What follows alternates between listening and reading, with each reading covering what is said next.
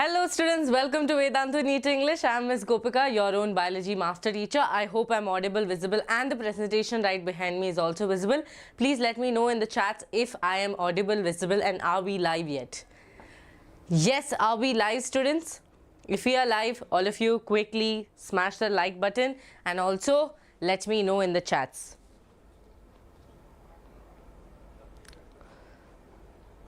I'm refreshing the chat so we can see if we are live. Yes, we are live. Awesome.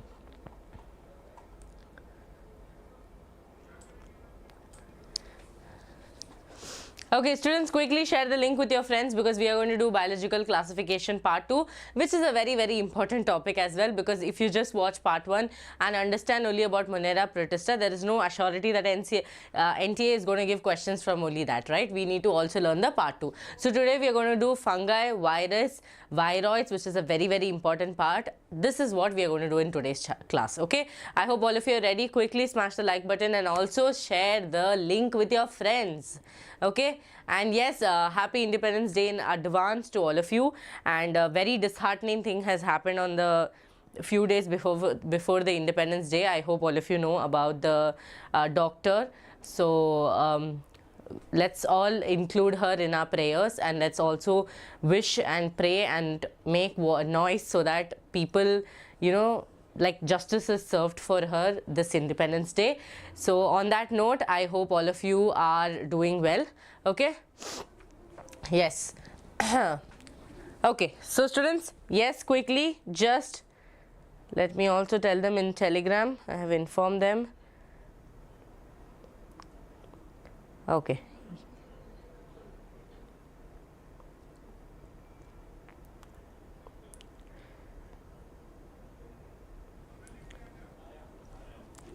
Awesome. Chalo, let's start the class. So students, first one is kingdom fungi.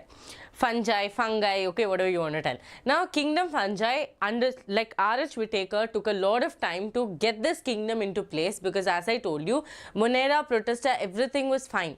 Okay, no one had any tension. Okay, let's do one thing. Let's put all the prokaryotes into the Monera. Let's put all the unicellular eukaryotes into Protista. And then came a set of people who did not actually belong anywhere. They were a big problem by itself. That was your fungi or your fungi. Okay, now we are going to learn about your kingdom fungi. So let's see. So the fungi constitutes a unique kingdom. Okay, 1 minute. Yes, it constitutes a unique kingdom of heterotrophic organisms. Okay, they constitute the heterotrophic organism. All these notes will be available on Vedantu NEET English Telegram, so do not worry at all. Okay, they show a great diversity in their morphology and habitat. Okay, they show a great morphology in their habitat as well as, I think I should just do this because it's not working. Okay, great morphology, and in morphology as well as habitat, they show a lot of variations. Okay, sound is different. My sound, is it audible, clearly audible, or any problem is there? In their habitat. This is my actual sound. Okay, this is my actual sound. I don't think there's any problem with my sound.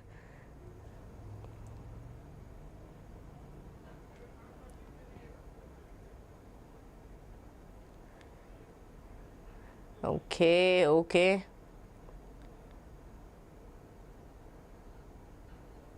Yes, chalo. I think sound is fine. Okay, I'm just checking the sound. I think there's no problem. Fine, right? Okay, chalo. So students, morphology and habitat. You must have seen fungi on a moist bread. All of you would have seen. What you do, you people buy bread and we forget, right? First 2 days we'll have like a lot of this one, okay? Hello, hi students. So what is going to happen, first 2 days since we brought the bread, we will be doing bread omelette, we'll be doing bread and jam, we'll be doing bread and peanut butter. After that 1-2 days, we'll forget about the bread. Now that last, okay, thank you Madhumati. Now that last 2 pieces of the bread will always be in our home until our mother goes to the kitchen and finds it. By then you would have noticed that on the bread, right, on the bread you will start seeing, this is the bread, okay, on the bread you will start seeing black dots on it. How many of you have observed? And if you ever touch that black dots, you will feel a little spongy texture. That is because your fungi has grown there, okay? That is because your fungi has grown there. So here they are telling that fungi on the moist bread and rotten fruits, the common mushroom you eat and the toadstools are also fungi, okay? They are telling that the ones we consume, that is your fungi, your mushroom as well as your toadstools are also fungi. Very simple thing, they are trying to basically tell where these people are present, okay? Now, white spots seen on mustard leaves are due to a parasitic fungi. Okay, parasitic fungus. Very, very important. The white spots that you see in a mushroom, okay, leaf. Let's say the mushroom leaf is something like this. Like this. The white spots that you see on them is also because of a fungus. Okay, fungus. Got it? Chalo. Yes, very good. Okay, so that is done. Now, some unicellular fungi. Very important. What did we tell? We told that all the unicellular eukaryotes will be thrown into our Protista. Yes or no? Hi Mona, seeing you after a very long time. That is your yeast. Okay, that is your yeast. Are used to make bread and beer. Students, all of you know bread and beer? Yes or no? Yeast, your Saccharomyces cerevisiae, which you will see in your microbes. Okay, Saccharomyces cerevisiae, which you see in your microbes. Okay, now.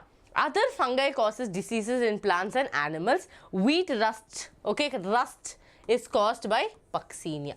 This is just an introduction. They are telling about different things. Here about your animal, students, you would again studied in human health and diseases. All of you know the ringworm allergy that comes, no? Trichophyton, epidermophyton, all these people come under your animals one. Plants, you have Puccinia that causes the rust, okay, is an important example. Some are a source of antibiotics as well. That is your penicillium, okay, penicillium. Fungi are cosmopolitan. What are cosmopolitan? That means wherever you go, these people will be present. There will be some people like that, no? Wherever you go, they will be present. That is your cosmopolitan.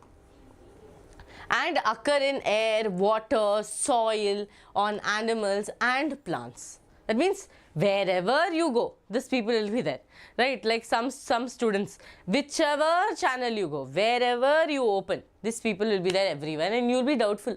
How did these people get to know that this was also happening? That kind of people are called as cosmopolitan. Wherever you open, they will be there. Okay. Now, they prefer to grow in warm and humid places. This is the only reason, exactly Hasini, this is the only reason why we keep food in the refrigerator. Okay, this is the only reason why we keep food in the refrigerator, because fungus and bacteria, these both are so active that anywhere a little moisture content is. Now students, all our food, if you have noticed, the same food that you would have eaten very, you were deliciously enjoying and eating today, tomorrow morning the smell will be so bad that you will be like, oh my god, did I just have this, right? Example, you take paneer, you take curd, you take any other dish for that matter, next day morning it will smell so bad. That's because moisture content is there, and bacteria or fungus are like, yes, this is my job now, right now I have to be there, right? So here, why we keep food in the refrigerator? Yes, to prevent the food from bad due to bacterial or fungal infection. These two are the main villains here. Okay, let's just write an insight of whatever we studied in this paragraph in this side. Okay, so students, very important thing about fungi is they are heterotrophic organisms. So I'm writing the points here. We'll also have GM express, but let's also write here. Okay, they are heterotrophic organisms and they show a great diversity. No doubts in that, they have a lot of great diversity. And here, other most important thing is they'll be seen mostly in the moist bread and rotten fruits. This also you people know. Here, the common mushroom, that is more important. The common mushroom we eat, mushroom, okay, and toadstools we consume, okay, are also fungus. Now next thing is white spots, okay. White spots on mushroom leaf, mustard leaf are also fungus. Then not only that, some unicellular fungi like your yeast, okay, yeast, what are they helping in? They are helping in making bread and beer. Students, all of you know this yeast will do suicide. Okay, it will commit suicide. Even yeast goes through problems, students. Yeast also commits suicide. That is, if the percentage of alcohol increases above 13%, then the yeast will kill itself. Okay, that is also there, which you will again learn it in microbes chapter. So that is how much percentage it can go to. That's why we have distilled drinks. Okay, different types of fermented drink, distilled drink, different things are there. That is because of that. Now, after that, after yeast, you have to know that other fungi causes diseases in both plants and animals. Animals is your ringworm and a trichophyton, epidermophyton. Plants, what you have? You only have Puccinia. Okay, Puccinia. Got it? Puccinia is there. And then, other than that, they are also antibiotics. Okay, antibiotics. Only these examples you learn. Again, you will study the same thing in microbes chapter, which I will be taking on Saturday. Okay, penicillium, and that's it. Okay, they are cosmopolitan in nature. That's all is there in this paragraph. Okay, these are the main things that you have to focus. This, and this. Okay, very, very important, as well as antibiotics. Now, next one, let's see. With the exception of yeast, which are unicellular fungi, are filamentous. Okay, that is exception. Exceptions here, that is what is important here. Their bodies consist of, now we are going to look at how the structure of fungi is. Very important. Look here, their bodies consist of long, slender, thread-like structures. Students, what and all they have? Long, okay, long, slender, thread-like structures. This is how her fungi will look like. Okay, this is how it will have the structure. Can you see the red there? Yes, ma'am, you can see the red there. Okay, now then this long, slender, thread-like structure is called nothing but hyphae. What is this called? This is nothing but hyphae. Hyphae. Nothing but a hyphae. Clear? I can see that many of you haven't shared the link with your friends and not even marking the attendance. Very, very bad behavior you people have inculcated nowadays. Okay? Fast. Fast, fast. Now look here. Long, slender, thread-like structures called hyphae. Now imagine a network of hyphae is called as mycelium. Now actually what I've drawn here is actually a mycelium. Okay, this single one will be a hyphae. Okay, let's say I draw it with another color. This single one will be a hyphae. Like this, many hyphae combine together to form your mycelium. Okay, mycelium. Got it, all of you? No friends, ma'am. Always same story. Okay. One thing that has not changed over the years is students, my NEET students telling no friends. It has never changed. From the day I started teaching, from till the end of when I'm teaching, they'll tell one thing, ma'am, no friends. Okay. Divya, no confusing. Oh my God. They're checking on each other. Are you getting confused? Am I also getting confused?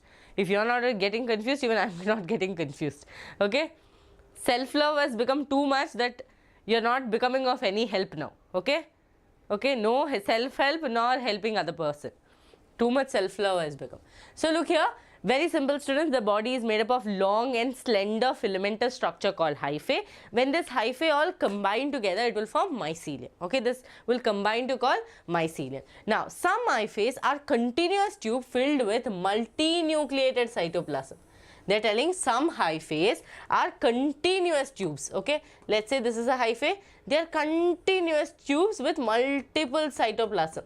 Okay, multinucleated cytoplasm. So this is the multinucleated cytoplasm. These are called as cenocytic hyphae. What are they called, students? Cenocytic hyphae. Very, very important. Very, very important. Got it? So these are called as cenocytic hyphae. Cenocytic hyphae. So they are multinucleated. Okay, multinucleated, and the entire cytoplasm will be scattered with nucleus, and they will be called as cenocytic hyphae. Others have septate or cross walls. All of you look here, this is one hyphae. I will call it cenocytic hyphae, or I'll call it aseptate hyphae. Okay, aseptate hyphae. Now, if I draw this, they are telling that there is one more hyphae which also has cytoplasm, but here there is a difference. What is the difference? The difference that they are talking about is the partition that they have. These partitions are called as septate or cross walls. Okay, Now if you build a home, you will build a fence around it, right? You will build a fence around it that you cannot peep through that fence. Oh, what is my neighbor doing? You know, Indians have a behavior, I don't know how many of you have noticed. You can notice it from today, okay? Imagine power cut happens in your house, okay? The first thing they will do is not check the UPS, not check the power, not check if there was a drip, nothing they will check. They'll go to the window, check the next house also power is not there. Then they will be like, okay, thank God, it's not only in our house, it's happened to our neighbors also. So that cannot happen in most of the places because they build such big fence, right? Fence. Imagine Anand Ambani or Ambani is staying next to you. Just because in your home power cut went, you will go and ask them, hey, aapke house mein bhi power cut ho gaya? You cannot ask that, no? Because they would have built such big you know, thing that you have to first ask the security, then you have to get permission, then you have to peep into the house. So this one is that cross walls or septate. Okay, have you all noticed this? Yes or tell me? Okay, thank you Harshan. Yes or no, tell me. Have your parents or have yourself, you know, at one age you start inculcating whatever our parents start doing, right? Like many things. Example, now if you want to give something to someone, you'll make sure that you're not giving them in a Tupperware box, but you're giving them in those parcel boxes. Yes or no, parcel boxes, so that, you know, they break that box, they don't give that box back, whatever they carried through their ancestors, no problem you'll have. But the moment you give Tupperware, even you will start thinking, yo, I gave him, no, why is he not giving back? I should have given. So slowly you start inculcating these characters, okay? From septate I went somewhere else, so now let's come back to septate. Yes? Exactly, Dinesh, okay? Yeah, no wrong intentions. Everyone does it with good intention only, but that is what it is. That is why most of the people build nowadays big fence or cross walls, no? That is what these people are doing. So here one nucleus is there, one septate. So this is septate, okay? So this will be called as a septate hyphae or cross walls, okay? Yes or no? Got it? No, we are all poor in that manner, okay? Now, these are called as cenocytic hyphae, done ma'am. Others have septae or cross walls, okay? This is septae and this one will be called as septate hyphae, okay? Septae or cross walls, and in their hyphae. Now, the cell walls of fungi are composed of, we all know, okay? Okay? Now, this all is composed of chitin. Students, when I taught you the R.H. Whittaker's one box, okay, I told you that fungi, the cell wall is made up of chitin. Here they have wrote chitin and polysaccharide. Most fungi, understand, Phycomycetes, some of them have some cellulosic content, okay. Some of the Phycomycetic fungi, the type I am talking about, Phycomycetes, they will have some kind of cellulose, like some of them will have cellulose in their wall. Now look here, most fungi are heterotrophic and absorb soluble organic matters from dead substrates and hence are called saprophytes. These bacteria and fungi are the biggest decomposers, okay. They are the one who will consume, okay, consume. What is happening, students? This baby sex reveal is happening or what? Ma'am, girl, boy, boy, girl. They are fully typing that only in the chat box. What is that called? Gender reveal. Okay, gender reveal is happening in the chat box. All of you please notice. Okay. Yes. Saprophytic, those that depend on living plants and animals and are called as parasites. So the most common characters that they are doing is saprophytic, or they are parasitic, or they are symbionts. Okay. These three things they are doing. That, students, that they are heterotrophic, and the most three heterotrophic characters that they have is called as saprophytes, parasites and symbionts. Saprophytes means they feed on dead and decayed. Parasite means they sit on someone else and they take all the nutrients from them and they try to, you know, affect that person, right? Now symbionts means both of them are happy. You're like, hey, okay, you are also happy, even I am happy, let's live a happy life. Mutual understanding is there. So symbionts, or I provide you shelter, you provide me food, we will stay happy. That is called a symbiotic relationship, okay. Then with higher plants, that same thing is called as mycorrhiza, okay. We will have plants as mycorrhiza. Now we'll go one by one, So students, this is clear, I hope. This is clear, I hope. Now wait, I have a slide for that. Give me 1 minute.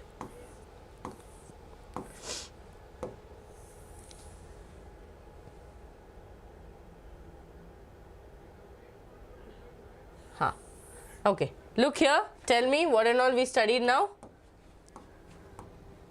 This is not your GM Express, but this is just about the hyphae. Okay, this is just about the hyphae. Got it? Okay. Chalo. Now look students, two types. All of you know that there are long, okay, slender, filamentous structure. These are called as hyphae. Yes ma'am, no one has a doubt in this, I believe, right? Hyphae. Now multiple hyphae, right? Many hyphae will come together and they will form a network. What will they form? A network. This network will be called as mycelium. This network will be called as mycelium. Anyone has doubt in this? Now, in this, hyphae can be of two types. Okay, two types. Hyphae can be of two types. The two types are simple. First one is a hyphae which will just continue like this. Okay, multinucleated like this. Okay, multinucleated, no septae, no cross walls, nothing is there. Okay, cross walls, nothing is there. This one will be called as cenocytic. Okay, cenocytic hyphae, or I will call it aseptate. Okay, aseptate. I'll call it aseptate because obviously septa is not there. Then there is a second type of hyphae. Okay, second type of hyphae which will also be long and slender. Long and slender. Inside that cytoplasm will be there. Okay, and then cross walls will be there. Okay, cross walls will be there. Got it? Yes, easy peasy, lemon squeezy. So this one will be called as septate hyphae. Septate hyphae. Okay, this is what we studied. Okay ma'am, we understood that. After that, what did we have? Okay, after that, what did we have? We spoke about types of hyphae. Yes ma'am, we spoke about types of hyphae. Then what did we speak students? Here, after that, we spoke about how the cell wall of the fungi is, right? You people are not answering faster. Now, cell wall of fungi is mainly made up of chitin and polysaccharides. Okay, sugar molecules, right? Polysaccharides. And some of them in Phycomycetes, okay, some of the Phycomycetes have cellulose also. Now, their storage, students, storage, this question was asked, is glycogen, okay, glycogen. Got it all of you? So, now if I take this one cell, okay, let's take, I am taking this one cell like this, and I am drawing the cell like this, and this one, okay, this is the cell. Now what am I drawn? I have drawn this as the chitin or the cell wall, and inside this the storage is going to happen with the help of glycogen. Done, dusted, clear, clear, yes, very good. Okay, chalo. Now, other than that, they have told that your fungi is heterotrophic. Yes, ma'am, from starting they are telling this only.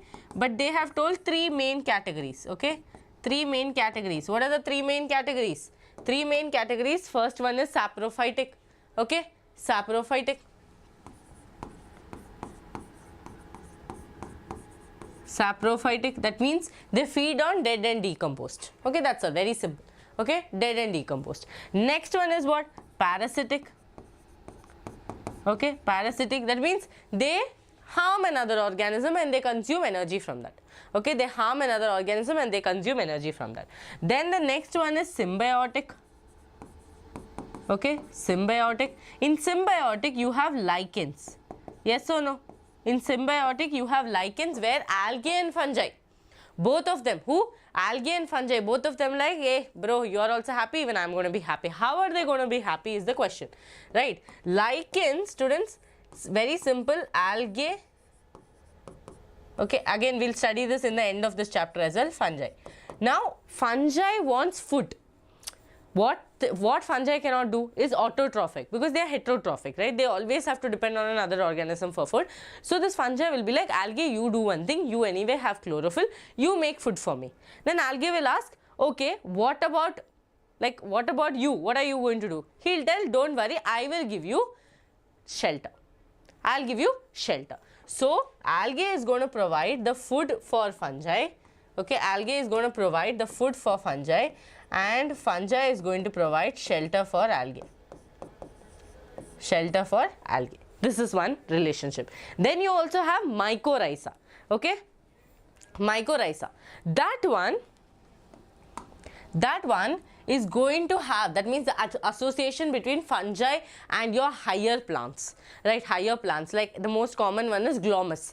Glomus is the one who will associate with your higher plants, and they will do, you know, hydrogen fixation, nitrogen fixation, nitrogen fixation, and they'll help in the increasing the nutrition in the soil, help this plant to grow. That kind of association will be happening in higher plants. Is this called? Yes, phycobiont, mycobiont, you have to know. Mycobiont is the fungal part and phycobiont is the algal part. Don't worry, we'll be doing this again. So here I hope, see, in association with algae there is lichen, with the roots of the higher plants is mycorrhiza, and common one is glomus. Okay, glomus is the fungi that will be usually associated with them, and higher plants means any of your angiosperm, your gymnosperm, any of these people can come along. Is this clear? Any doubts? Any doubts? This is what we just did. Okay, very roughly I have written. Yeah. Now, students, your focus should be only here. If you understand this, you will be able to understand everything else, because the most confusing part for students is sexual, asexual, vegetative reproduction. Ma'am, we are not able to understand. Okay, so this, if it's clear, everything else will be clear. Got it? Madhumati, are you checking the target? Okay, now reproduction in fungi can take place by vegetative means. Okay, and the vegetative means goes like fragmentation, fission, okay, and budding. Go. Okay, and budding. These are the three ways how vegetative reproduction happen. Fragmentation means what? Fragmentation means what? Now, these are your hyphae, okay, mycelium.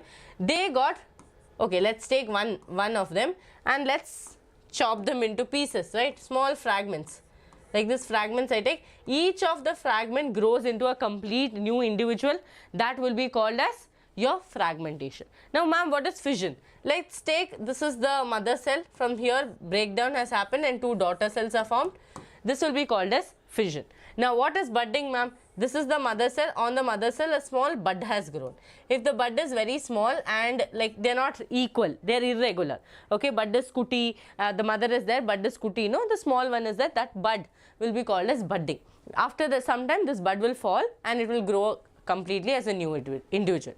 So, they are telling that vegetative reproduction can happen in three methods. What are the three methods? Fragmentation. That means one hyphae or one mycelium forms into fragments. Each fragment has the ability to become an individual. Now, each of my student in this chat box have the ability to become a future doctor. That becomes what? Each fragments become into a new individual. Got it? Now, then we have your fission. That means one thing gets divided into two and then later form into a daughter cells. Okay, that will be called as fission. Breaking down from one, two is emerging. That will be called as fission, but that will be proper. Both the daughter cells will be complete and equal size. Okay. Now, budding means what? On the parent cell itself, one small bud will be formed. Okay, small bud will be formed. After some time, this bud will fall and they will continue into a new individual. This will be called as budding. Clear? Is this clear? These are the three vegetative, vegetative reproduction methods. Now, when we go further, we see that asexual reproduction also happens. So, here what you have to understand, asexual reproduction is happening because mitosis is happening, right? Now, imagine this is one cell, okay, this is one cell. From this cell to form this cell, I did mitosis. Now, this will be an asexual reproduction. Okay, this will be asexual reproduction. We'll learn it again with a slide. Now, look here, all of you. They are telling that vegetative reproduction is happening. Yes, ma'am, vegetative reproduction is happening. Now, they are telling asexual reproduction is also happening with the help of spores. With the help of spores. Which are the spores? Conidia is there. Okay, sporangiospores are there. Or means does not mean all the three are the same terms. Okay, do not think it is like, okay, Harshine or let's say Harshine or Hema or Harshine, some two names of your, imagine your friends have two names, right? Some surname will be there, some pet name will be there. Most of you call the pet name, most of you call the surname. So, they will be like, call any one among this. That becomes two different names, right? This is also separate. Conidia is separate, sporangiospore is separate, zoospores is separate. So don't be like conidia, everything is not same. Everything is not same. Everything has an individuality. Conidia is exogenous, sporangiospore is inside, endogenous. Your zoospores is motile. So difference is there. Okay, and sexual reproduction also happens here, where students get doubt. They cannot understand that vegetative is happening, asexual is happening, sexual is happening. What they think, you know, they're like, ma'am, vegetative means doesn't mean it asexual. Ma'am, if asexual spores are there, then why sexual spores? This kind of confusion comes. Okay, now that I will make you understand. Now sexual spores also, there are three of them: oospores, okay, ascospores and basidiospores. These are all happening inside the fruiting body, okay, fruiting body itself. Got it? Now, the various spores are produced in distinct structures called fruiting bodies. Okay, the sexual cycle involves 3 steps. Before we go into the 3 steps, students, here what are they talking about? Here, let's go once again.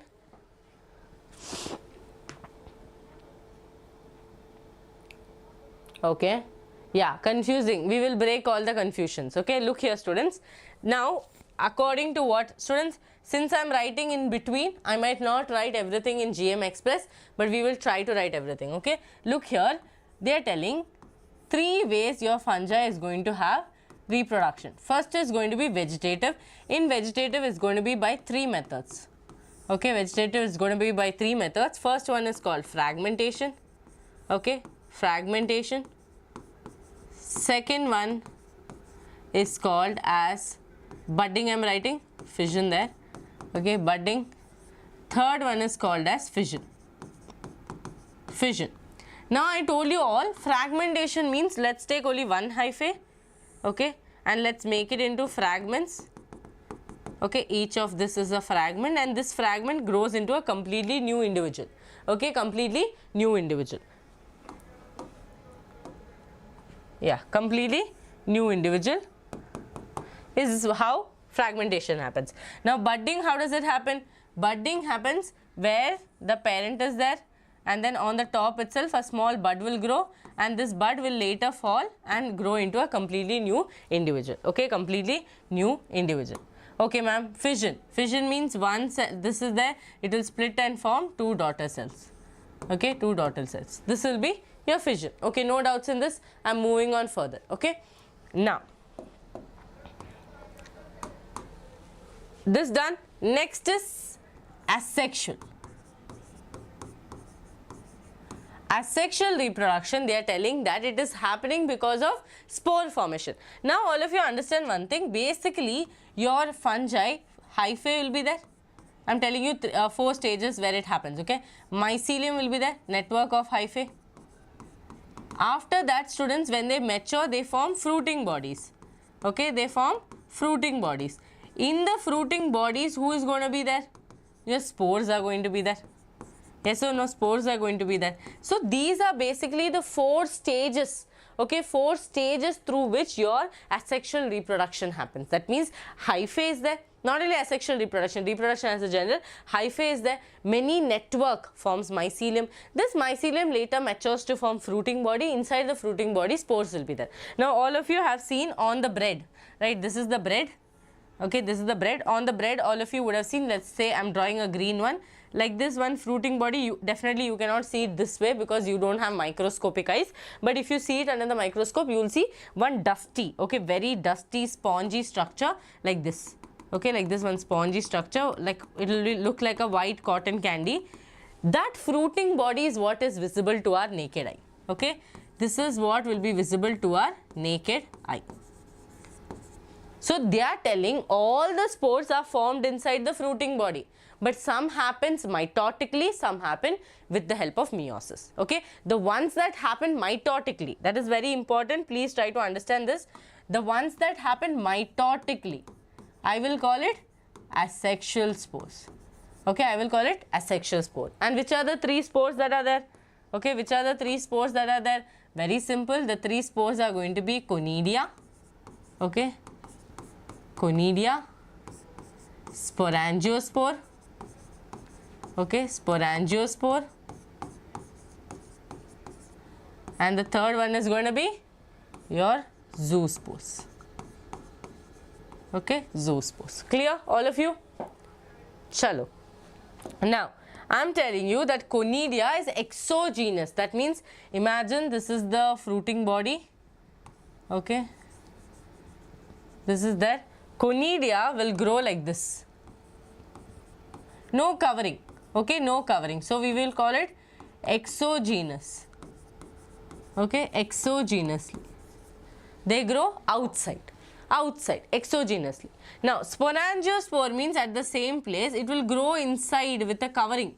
Okay, it will grow inside with a covering, and inside this the spores will be there. So, this will be called as endogenous. Endo means inside, no? So, endogenously. Endogenously.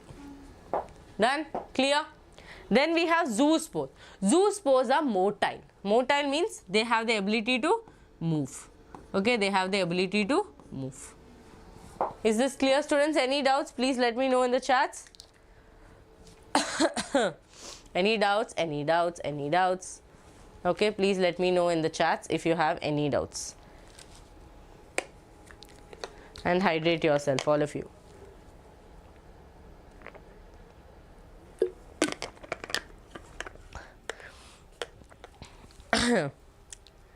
Yes?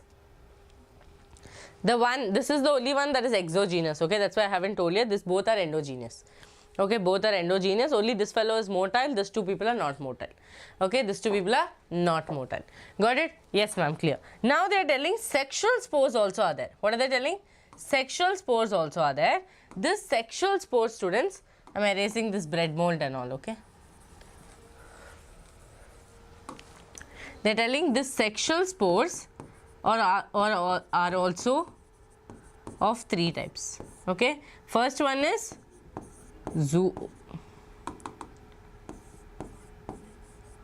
oospores, then basidiospores and ascospores.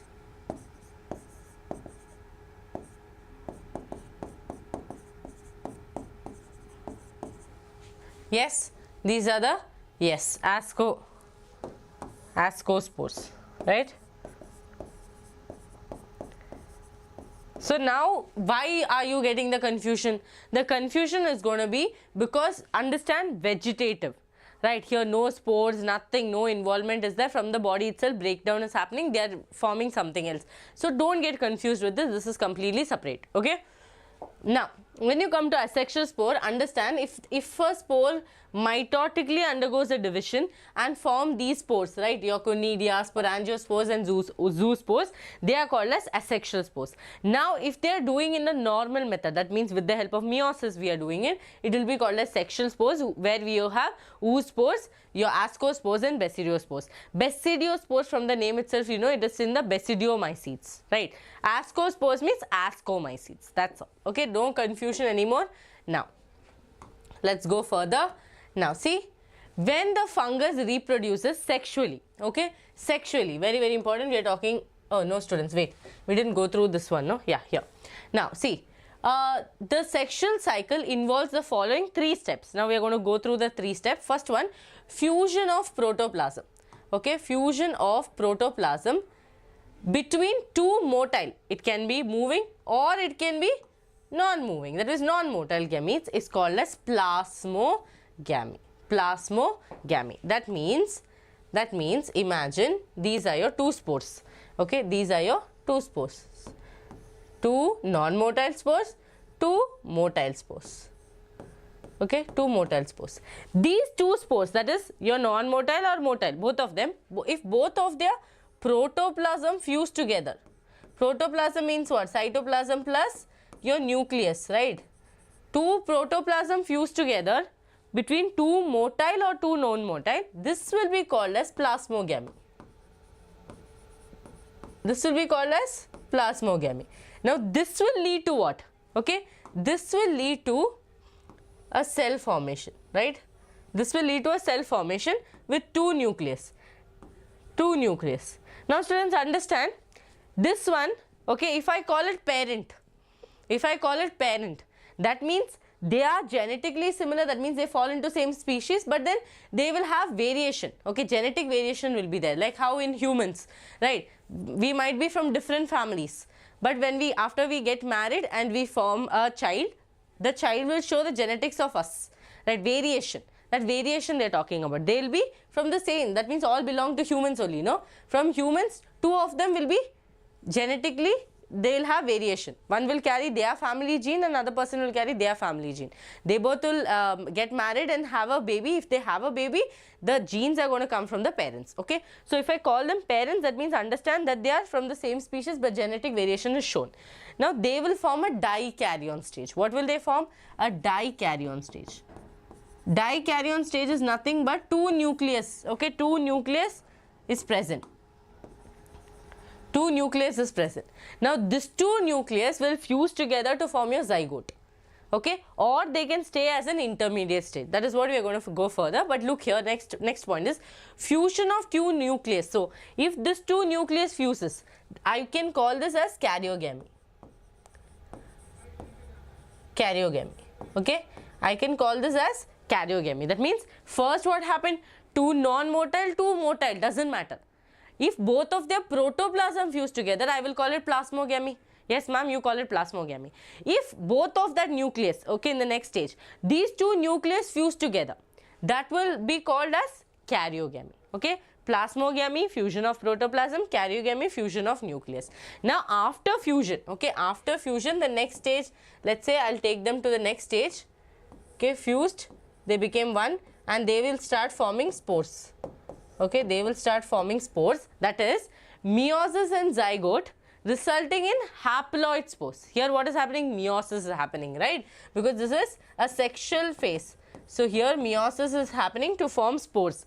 This will be called as the third stage, meiosis and zygote resulting in haploid spores. Clear? The three sexual, cycles, okay. First protoplasm fuses, then nucleus fuses, after that your meiosis in the zygote happens resulting in haploid spores. So all of the spores are going to be N, N, N, N. Clear? Done? I'll write this again, but right now try to understand this. Okay, try to understand this. This also clear? Vegetative, asexual and sexual spores. Okay, next one. Look here. When a fungus reproduces sexually, two haploid hyphae of compactable mating, okay, remember compactable mating types come together and fuse. That means if I take two hyphaes, they are compactable. What is compactable? I have taught you in stigma also. Compactability is important, okay. These two hyphaes are there. They too are compactable.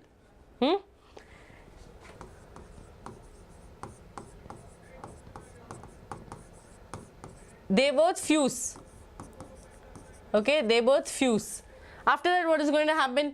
Come together and fuse. In some fungi, the fusion of two haploid cells immediately results in a diploid cell. That means normally sometimes what happens, these two people will fuse and normally one zygote will be formed, okay, one zygote will be formed, or a diploid cell we can say, okay, 2N will be formed, no problem. But in some cases, these two will fuse and lead to an intermediate stage. That is what they are talking about. Look here. However, in other fungi like your Ascomycetes and Basidiomycetes, an intervening dikaryotic stage. That means these two genetically similar people, I mean variation is there but species is same. They both fused together and they formed an intervening stage. Intervening or intermediate stage, okay. Between stage, students, that's all, okay. Intervening stage called the dikaryon stage, okay, dikaryon stage. Yes, this if you understand, everything else you will understand very easily. So look here, once again let's go. In some fungi, the fusion of two haploid cells immediately results in a diploid cell. But however, in other fungi like your Ascomycetes and Basidiomycetes, an intervening dikaryotic stage is there, that is N plus N, that is 2 nuclei per cell occurs. Such a condition is called as dikaryon. and the phase is called as dikaryophase. Okay, so that this is called as dikaryon and the phase is called as dikaryophase. Okay, dikaryophase. Okay, chalo. Now, later the parental nuclei fuses and the cells become diploid. Now, why did I call it parental? How can I call this two parental? Because they are from the same species, but they can show genetic variation, right? They both will fuse together to form a zygote. Okay, in one stage, both the parents are there, they fuse together, they will form the zygote. In some stages, the parents are fused, but the intermediate stages come called the dikaryon phase. So, here they are telling later the parental nuclei fuse and the cells become diploid. That means here also after this dikaryon stage, they will again form the diploid stage, no doubt in that. But in some places you will see an intermediate stage. Okay, is this clear to all of you? Yes or no? Chalo. Students, the attendance has not been marked. Okay, attendance has not been marked. Mark the attendance, all of you, quickly. The fungi forms fruiting bodies in which reduction division. Now, the fungi will form fruiting bodies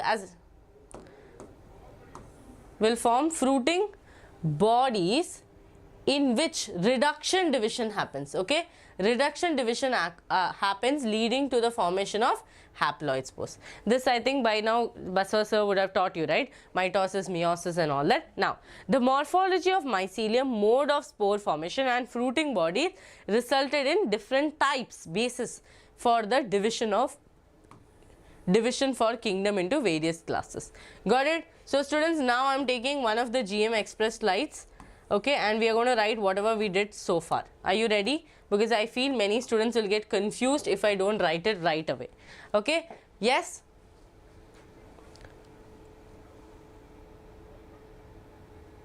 Okay, done. So, students, GM Express is Gopika Ma'am Express, just like your Chennai Express, where we will be just doing a quick things. Yes, sure.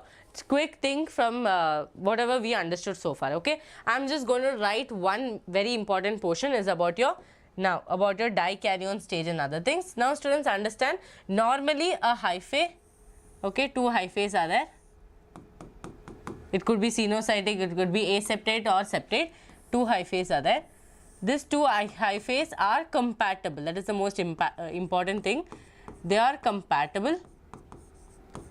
These two compatible ones, they end up fusing, right? They end up fusing. If they fuse, they go into two different categories. One category is the formation of a normal zygote, okay, or diploid cell, I would say. Okay, normally to a diploid cell. But one single cell, no problem, no tension, one cell is there and over, ho gaya. Okay. Now, after fusing, neither they can go to another stage. Okay, neither they can go to another stage. That stage is where a cell will be formed. This cell will have both the nucleus, okay, this one as well as this one. Okay, this phase, I can call this phase as dikaryon phase. I can call it dikaryon and the phase is called as dikaryophase. This is an intermediate, okay. This is a intervening or an intermediate stage. And is this seen in everyone? No, it is not seen in Phycomycetes. Okay, it is not seen in Phycomycetes or in your Deuteromycetes. This is only seen in your Asco and Basidio. Okay, Asco and Basidio.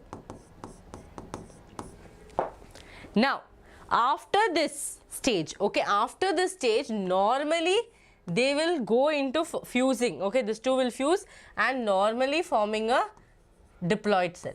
No doubt in that. Okay, normally they will go into forming a diploid cell. Is this clear to all of you? Yes or no? I can hear you sing. Okay, I can hear you sing. Okay, got it? Very clear. Okay, so dikaryon stage, dikaryophase, diploid cell. This will be the next stage of it, no doubt in that. But this, so this can be called as a parental. Okay, this could be called as a parental cell because of this, right? After that they have to fuse. Got it, I hope? Yes, okay, done. Done. No doubts, right? Then same way your plasmogamy, karyogamy and your meiosis in the zygote, okay? So plasmogamy will happen where both the protoplasms will fuse. Here also if I go to the next stage, let's say I take it this way, and here what is going to happen? Protoplasm is going to fuse, okay? Protoplasm fuse. Then that stage here,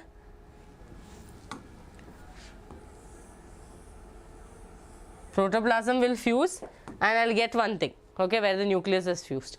After protoplasm fuse, let's say two nucleus, no, which are they? Purple and orange. Purple and orange. Protoplasm has fused. After the protoplasm fusing, it has to go to a next stage called as karyogamy, okay? Karyogamy. Here what is going to happen, students? The nucleus is going to fuse. So here, let's say I'm writing it here, this is plasmogamy, okay? Here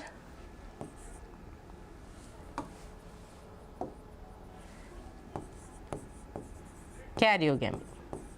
I'm writing everything in one slide, okay? Everything is connected, so you don't have to get confused.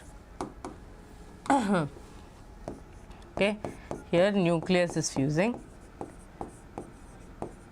okay, nucleus fuses, and after this nucleus fuses, okay, after this nucleus fuses, okay, Arafa Yazi, okay, okay, now this nucleus fuses, and this nucleus fuses to form what?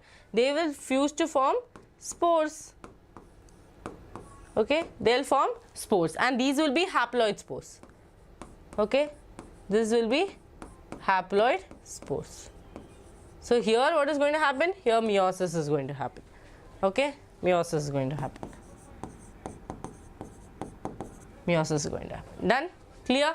So I taught you the 3 sexual cycles. At the same time I taught you about the dikaryon stage.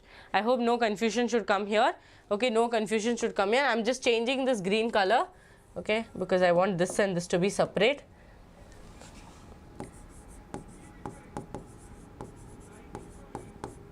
Okay, intermediate, intervening stage, which is seen only in your Asco and your Basidium. Done. Okay, clear? This green color, whatever I have put, is your 3 stages of your sexual cycle. Okay, got it. Now let's go back. Let's go back. Friends, now on the basis of what and all? On the basis of mycelium, okay, what kind of mycelium they have, on basis of the mode of spore formation, like which kind of spore formation they have, depending on the fruiting bodies, they are categorized into 4 categories. The first ever category, see, this is how your bread mold will be there, okay. See this potato, have you seen? You would have seen that green color patches on them. If I see, this is what you're seeing, the fruiting bodies is what you're seeing, okay, sporangium. Inside that spores will be there, okay, inside that spores will be there. Now let's go here. Phycomycetes is the first ever class, the simpler class. Members of Phycomycetes are found in aquatic habitats, on decaying woods, okay, in the moist and in damp places, or in as obligate parasites, okay. They are found in damp places or as obligate parasites on plants. So where and all they are found? Ma'am, they are found in aquatic habitat, they are found in decaying places, okay, they are found in decaying places, as well as they are found on damp soils, wherever little wetness is there, students, where all of this place fungi will be grown. Now look here, from here the main portion starts. The mycelium is aseptate, okay. Here what are they telling? The mycelium has no septa, okay, no septae, that means no fences there. And cenocytic. Cenocytic is again multinucleated cytoplasm, okay, they have multinucleated cytoplasm with no cross walls. Got it? I am writing everything for you to understand, okay, multinucleated. Now asexual reproduction takes place, very important, we are coming into asexual reproduction. Should I use a different color? Now see, asexual reproduction takes place by zoospores which are motile, okay, which are motile, or by aplanospores which are non-motile. That means it is happening with the help of zoospores or that is motile spores or non-motile spores. Okay. Now, these spores are endogenously produced. I told you they are endogenous, right? The only one that is exogenous, all of you tell me in the chat box, right? All of you tell me in the chat box. Quickly.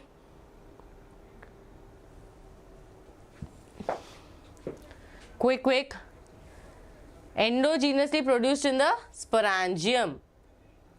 Students, sporangium is the fruiting body. All of you would have seen the image, no? The previous image. Can you see the sporangium? This is the body. Inside that spores will be there. Okay. The only one that is exogenously formed is your conidia.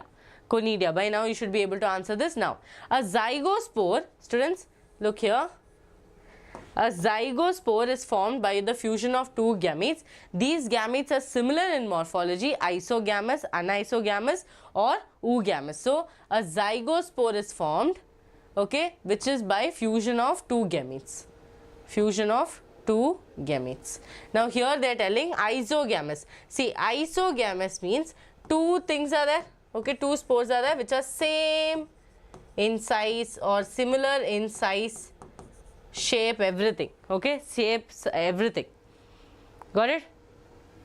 Yes, conidia. No, the chats are loading very slow. That is the reason I am not able to look into the chats. The chats are very slow. I have to come and see in my phone here.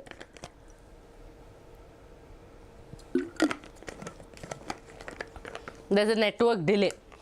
Okay, so if I see it here, it will be slow. Yeah, now I can see conidia. Students, isogamous means same in size, same in shape, everything same. Okay, like replica. Okay, this is called as isogamous. Okay, isogamous. Now, next one is anisogamous. Anisogamous means, let's say one is big, okay, one is big, but both, let's say both are motile. Okay, both are motile, same thing. Here also both will be motile, but one will be small, one will be thing, or both of them will be non-motile. Okay, non-motile. Got it? Okay, so here they are different size, okay, different size. Then we have oogamous. Oogamous is where the male will be small and motile, but the female will be big and non-motile. Like in humans, sperm is small and motile, the egg will stay wherever it is not going to move. So this will be called as oogamous. Okay, oogamous. So, these three terms you have to know. Isogamous means same size, okay, same, okay, both will be motile, same size, everything will be similar, both of them will be motile. Anisogamous, both of them will be motile, but one will be big, one will be small. Okay, yes? Students, you have to buy premium, that is what YouTube is telling you. Buy premium, so no ads will be there, okay? Now, I don't think that I am selling YouTube. Yes, oogamous is like humans, okay? I have no connection with YouTube. I am teaching in YouTube, that's all, okay. Now, oogamous means what? Male will be motile, female will be non-motile. He'll be like, hey, I will not move, you want, you come, right? So, that's what, so the male will have to move all the way up to the female. Got it? Yes, chalo, this is clear. Now, students, going back to the class, here, these gametes are similar in morphology, isogamous, dissimilar, anisogamous or oogamous. Some common examples are mucor, okay, mucor, rhizopus that you see in bread mold are the examples of Phycomycetes. So, Phycomycetes is a little more primitive one, okay, primitive one. So, what is happening, students? Once again, let's go through Phycomycetes. They are present on decaying woods. Wherever moist condition is there, they will be present there. They are also seen as obligate parasites, okay, in plants. Now, after that, if you go to their mycelium, the mycelium is aseptate. That means they do not have any cross walls or septa, okay, or they are cenocytic. Cenocytic means again same thing, multinucleated cytoplasm they have, okay. Now, from there we came to the asexual reproduction. Their asexual reproduction happens with the help of zoospores. Now, what are you supposed to write in your NCERT? Take your NCERT, next to Phycomycetes, write about their mycelium and about your asexual spores. Write about their spores and their mycelium. These are the two questions that will be asked. They will not ask you where did you see Phycomycetes, is it there in your home. They will not ask this kind of question. They will ask you what is the mycelium, what is the spores, because these are the confusing point, right? Now, look here, the asexual reproduction takes place with the help of zoospores, which can be motile or non-motile. Non-motile word is aplanospores. Motile means planospores. Okay, aplano, absent. Now, these spores are endogenously present. That means they are present inside. They are not present outside. They have a coating. They are present inside. That inside thing is called as sporangium, right? That fruiting body is called as sporangium. A zygospore is formed by the fusion of two gametes. Whenever two gametes fuse together, they will form zygote or your zygospore. Here they have mentioned zygospore. Now, these gametes, the gametes that has fused, no, it can be of the same in size, both are motile, same in size, or they can be dissimilar, anisogamous, or they can be where male is motile and small, female is larger, non-motile, that is oogamous. Okay, oogamous. Some of the examples are mucor and rhizopus that you see in bread mold, okay, which is mentioned earlier, and you have albigo, which is a parasitic fungi. Albigo, a parasitic fungi on mustard. Is this clear? Is it very difficult? Yes or no in the chats? Is it too difficult or is it easy?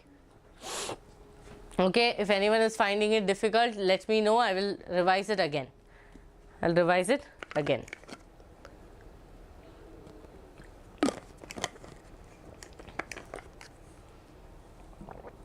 Done? Okay. Next one. We'll write this, okay? Commonly, next one is Ascomycetes, commonly known as sac fungi. Okay, this is commonly known as sac fungi. The Ascomycetes are mostly multicellular. Okay, they are mostly multicellular. Example is Penicillium, or rarely unicellular yeast. Students, the question can come, yeast belongs to which? Who does it belong to? Where does it belong to? Ascomycetes is the answer. Okay, Sarcomyces cerevisiae. Now, they are saprophytic. Okay. They are decomposers, parasitic, or they are coprophilous. That means they are growing on cow dung. Okay, they are growing on cow dung. They are growing on cow dung. These are the things. Now, let's go into their spores. This is the most important, so you should not miss it. Now, look here. The mycelium is branched and septate. So, there in Phycomycetes, it was aseptate. So, you should keep repeating it, okay, in Phycomycetes it was aseptate, but in Ascomycetes it is branched and septate, okay. Branched and septate, students, understand in septates itself there can be two categories where there is branches, right, like this branches are there, or there will be no branches at all, okay, no branches at all. Now, the asexual spores are conidia. Asexual spores are conidia. Their asexual spores were, okay, asexual spores is what? There, zoospores. So, understood? Keep classifying them. Zoospores in Phycomycetes, conidia in your Ascomycetes, okay. They are produced exogenously on a special mycelium called conidiophores. So, students, conidia, let's draw it here, okay, let's draw it here. This is the, let's say this, just imagination, okay. This is the fruiting body, okay. This is the fruiting body. On this fruiting body, conidia is growing, okay. This is your conidia. Exogenously it's growing outside, okay. No coating, nothing is there. Exogenously this is growing. Got it? Now, I will call, okay, I will call this mycelium, see, produced on a special mycelium called as conidiophore. Special mycelium called as conidiophore. Now, this is not the exact diagram. This is just an explanation for you. This will be called as conidiophore. Conidiophore. That is a special mycelium on which this conidia will grow, and it will be exogenous. That means outside it is growing, not disturbing anyone. It does not have to go inside anything. It just goes outside. Okay. Chalo. Now, conidia on germination produce mycelium. Okay. Asexual, no, sexual spores they are talking. Sexual spores are called as ascospores. Students, sexual spores are formed inside your Ascomycetes, no? So, that spores are called as ascospores. Now, the three asexual spores that we studied was oospores, ascospores, basidiospores. From the term itself, you know, asco means it's forming in Ascomycetes. Basidio means it is forming in Basidiomycetes, right? Now, see here, sexual spores are called as ascospores, and which will be produced endogenously in a sac-like asci. Asci, singular ascus, okay. So, exogenously, now I will tell you, endogenously, sorry. Now, imagine this is your, okay, I am erasing the students, branching I am erasing. Okay, look here, this is your fruiting bodies. Okay, this is your fruiting bodies. This is your fruiting bodies. Inside the fruiting body, now here what are they telling? Sac-like structure. This one, right? This is the sac-like structure. This sac-like structure will be called as asci. Okay, asci, A-S-C-I. Now, inside this asci are arranged different types of fruiting body called as ascocarp. So, multiple of them inside that fruiting bodies will be there. Inside this fruiting body, who will be there? Ascospores will be there. Okay, inside this fruiting body, your ascospores will be there.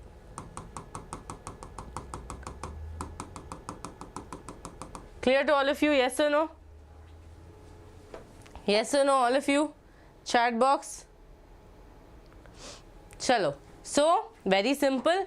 Okay, they are telling sexual spores are called as ascospores, which are produced endogenously in a sac-like structure called as asci. See, this is not the exact diagrammatic representation because obviously I cannot draw the exact one, but just try to understand a sac-like structure is called asci. Inside that fruiting bodies will be there, which is called as ascocarp. Right, look here. They are arranged in different types of fruiting body called as ascocarp. The fruiting body is called ascocarp. Now, some of the examples are Aspergillus, okay, Aspergillus niger, Caliceps, and your Neurospora. Okay, Neurospora will be the example. Clear, students? Any doubts? Any doubts? Very simple. Okay, just know the names. Don't complicate yourself telling are you fruiting body, that, this. Don't confuse yourself. Just understand very lightly. Now, neurospores is used extensively in biochemical and genetic work. Many members like murals and your truffles are edible and considered. Students, if you go to Korea, you'll all of you would have heard, no, ramen, very common. Okay. Okay, ramen. So, this ramen, they will slice one blackish color one thing, okay, that is called as your murals or truffles. That is expensive. Even I think here also some places are there, I'm not sure. If you go there and it will be written truffles, that is edible Ascomycetes. They are expensive, okay, expensive because they are little rare also. This you will see in Korean delicacies, not in our delicacies. Okay, mushroom also once in a blue moon we buy. So students, let's go once again with Ascomycetes. It is commonly known as sac fungi because that sac is called as asci. Inside the sac, what is going to be there? Fruiting bodies will be there, which is called as ascocarp. Inside the fruiting bodies, ascospores will be there. Understand, very simple, only 4 stages is there. As I told you, hyphae is there, mycelium is there, fruiting body is there, spores is there. Only this much you have to know. Only this much you have to know. See, hyphae is your long thread-like filamentous structure. They form a network called as mycelium. This mycelium will later mature to form your fruiting bodies. Inside your fruiting bodies, your spores will be there. Got it? Okay. Hi Diksha ma'am. Okay. So, is this clear to all of you? This is all about it. This is all about it. Now, if you go about your Ascomycetes, what are they telling? This Ascomycetes are commonly multicellular, example your penicillium, unicellular like your Sarcomycetes, cerviacea or your yeast. Okay. Now, they are saprophytic, they could be saprophytic. Now, we just learned, no, heterotrophic means they should be saprophytic or they are parasitic or they are coprophilous, that means they are found in the cow dungs. Now, when I go down, the most important part is mycelium is branched and septate. That means in septate itself, they can have some branches. Clear? Very simple. Keep it simple. In septate, branches are there, we will call it branched. Okay? Branched. And the asexual spores are conidia. Here it is conidia, there it was zoospores. Okay, conidia is that they are formed exogenously, and because they are formed exogenously on a special mycelium, we will call it conidiophore. Okay, we will call it conidiophore. Now, conidia on germination produces mycelium, or everything on germination will form produces mycelium. Sexual spores, that students, the spores will germinate. All of you understand this is a cycle. I think all of you would have studied in your plant kingdom. No, this spores will germinate to form a network called as mycelium. Okay, why are they forming spores? To form more hyphae, more myceliums, right? So here they will form mycelium. Sexual spores are called ascospores. So we learned only 3 spores: oospores, ascospores and basidiospores. In that, ascospores will fall under Ascomycetes. So they are called as ascospores, which are produced endogenously. I told you the only one exogenous is conidia. Don't take tension at all. The only one that is exogenous is your conidia. Everything else is endogenous. Now they are formed endogenously in a sac-like structure. The sac is called asci. That's why they are called as sac fungi. Okay, that is sac-like structure is called asci. Inside this asci, there are going to be different types of fruiting bodies which are called as ascocarp. Inside the ascocarp, ascospores are there. Is this clear to all of you? Any doubts? Any doubts? Asci, inside asci, fruiting bodies, that is your ascocarp. Okay, inside the ascocarp is your ascospores. Doubts? Any doubts, all of you?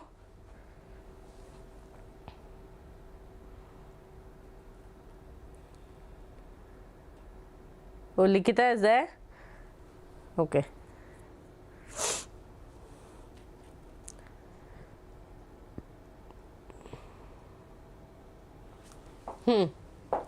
Okay, done? Okay, chalo. Next one, that is Basidiomycetes. Okay, Basidiomycetes, commonly known form of Basidiomycetes are your mushrooms. Students, here you will see more edible ones. Okay, bracket fungi and your puffballs, or bracket fungi or puffballs. Okay, they grow in soil. Where do you see most of the time mushrooms? You will see it in the logs. Okay, if you go through the jungle. Okay, we are going into the movie. If you go through the jungle, you will see small mushrooms in the side and you will think it is edible, but it is not edible. Okay, so do not have the overconfidence that I know botany, so I will go and eat every mushroom on that. No. Okay, no, you cannot eat every mushroom there. It will look like a mushroom, but it will not be a mushroom. It could be anything. It could be a bracket fungi. It could be anything, umbrella shaped fungi. Many other fungi are there. Okay, so everything that you see is not edible. Got it? Edible ones are very few, very few. 90% is non-edible. We cannot eat it. They grow in soil. Okay, logs of tree, wherever moisture is there. Okay, tree stumps, and in living plant bodies as parasite. Example, rust and smuts. Okay, rust we saw Puccinia, right? Rust we saw Puccinia. Is this clear? Okay, chalo. Now the mycelium here important. Mycelium is branched. Okay, I'll do it in blue. Here mycelium is branched. So student, technically if I tell, the only unbranched mycelium that you have to remember is in Phycomycetes. Okay, Phycomycetes have the unbranched one. Rest everything has branched one. Okay, rest everything became branched. Okay, mycelium is branched and septate. Now the asexual spores are generally not found. Very, very important. Assertion reason can come. Statement based question can come, that in which among this fungi does not have asexual spores. Your answer should be why. Okay. Mushrooms, no, it's not just. See, most of the non-edible ones will be growing in jungles and everything. The other one, the one we consume, that they will do it with the help of mushroom cultivation. All of you know mushroom cultivation takes a lot of time but fetches you a lot of money as well. It's a very, many of them have done PhD on this mushroom cultivation, if you have noticed, where you have an entire mushroom cultivation room. Okay, so that also we set up the area in such a way that where the mushroom goes, no, it will be entire moist condition. Okay, like hay will be there, like in the sense it will be like a setup done where the mushroom can grow. But the other mushrooms in normal jungles and everything, the other mushrooms will be this one, different. Okay, chalo. Look here students, the asexual spores are generally not found in your Basidiomycetes. This can come as a question. Now, but vegetative production is happening by fragmentation commonly. Okay, fragmentation is the common process. Clear or not? Ads came. Okay, now the sex organs are absent. Oh my god, see students, Basidiomycetes can fetch you a lot of PYQs. Why? Here asexual spores are absent. Asexual spores are absent. Vegetative reproduction is happening because of fragmentation. Then they are telling sex organs are absent. Okay, sex organs are absent, but plasmogamy is brought about by the fusion of two vegetative or somatic cells. Very, very important. of different strains or genotypes. They are telling that genetically that sex cells are present. Okay? Yes? Sex cells are absent. Okay, sex organs are absent, but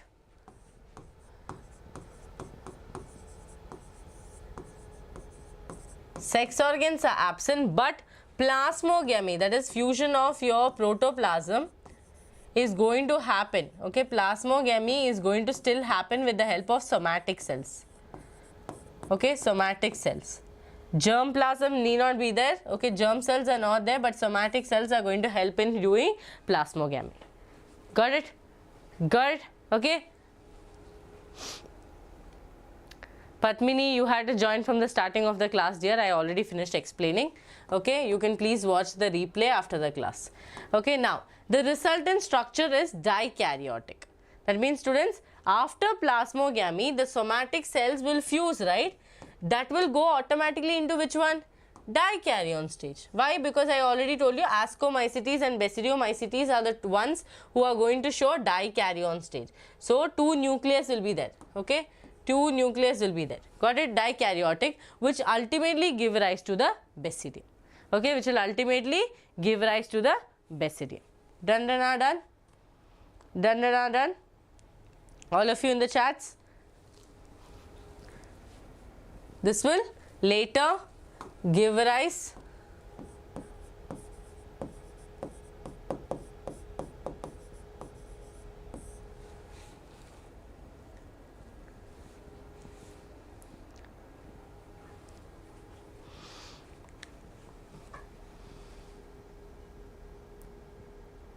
done. Okay, done, clear.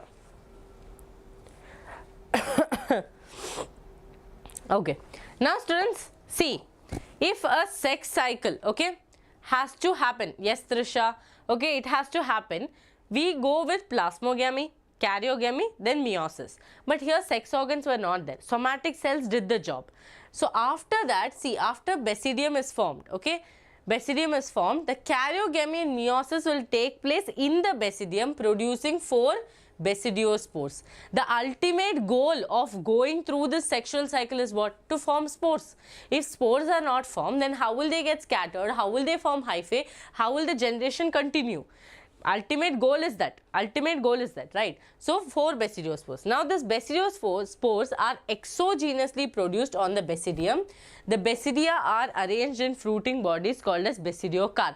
So, there we had asci, here we have basidium. Okay, so look here students, the basidiospores are exogenously produced on the basidium. So here in sexual spore, your basidiospores are exogenously formed. In your asexual spore, conidia is exogenously formed. Okay, I hope all of you are understanding.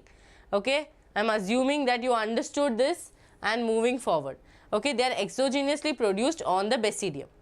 Now, the basidia are arranged. Got this? This basidia are arranged in fruiting bodies called basidiocarps. Basidiocarps. Some common members are agaricus, that is your mushroom, and your puccinia, right? Ustiligo, smut, and puccinia rust.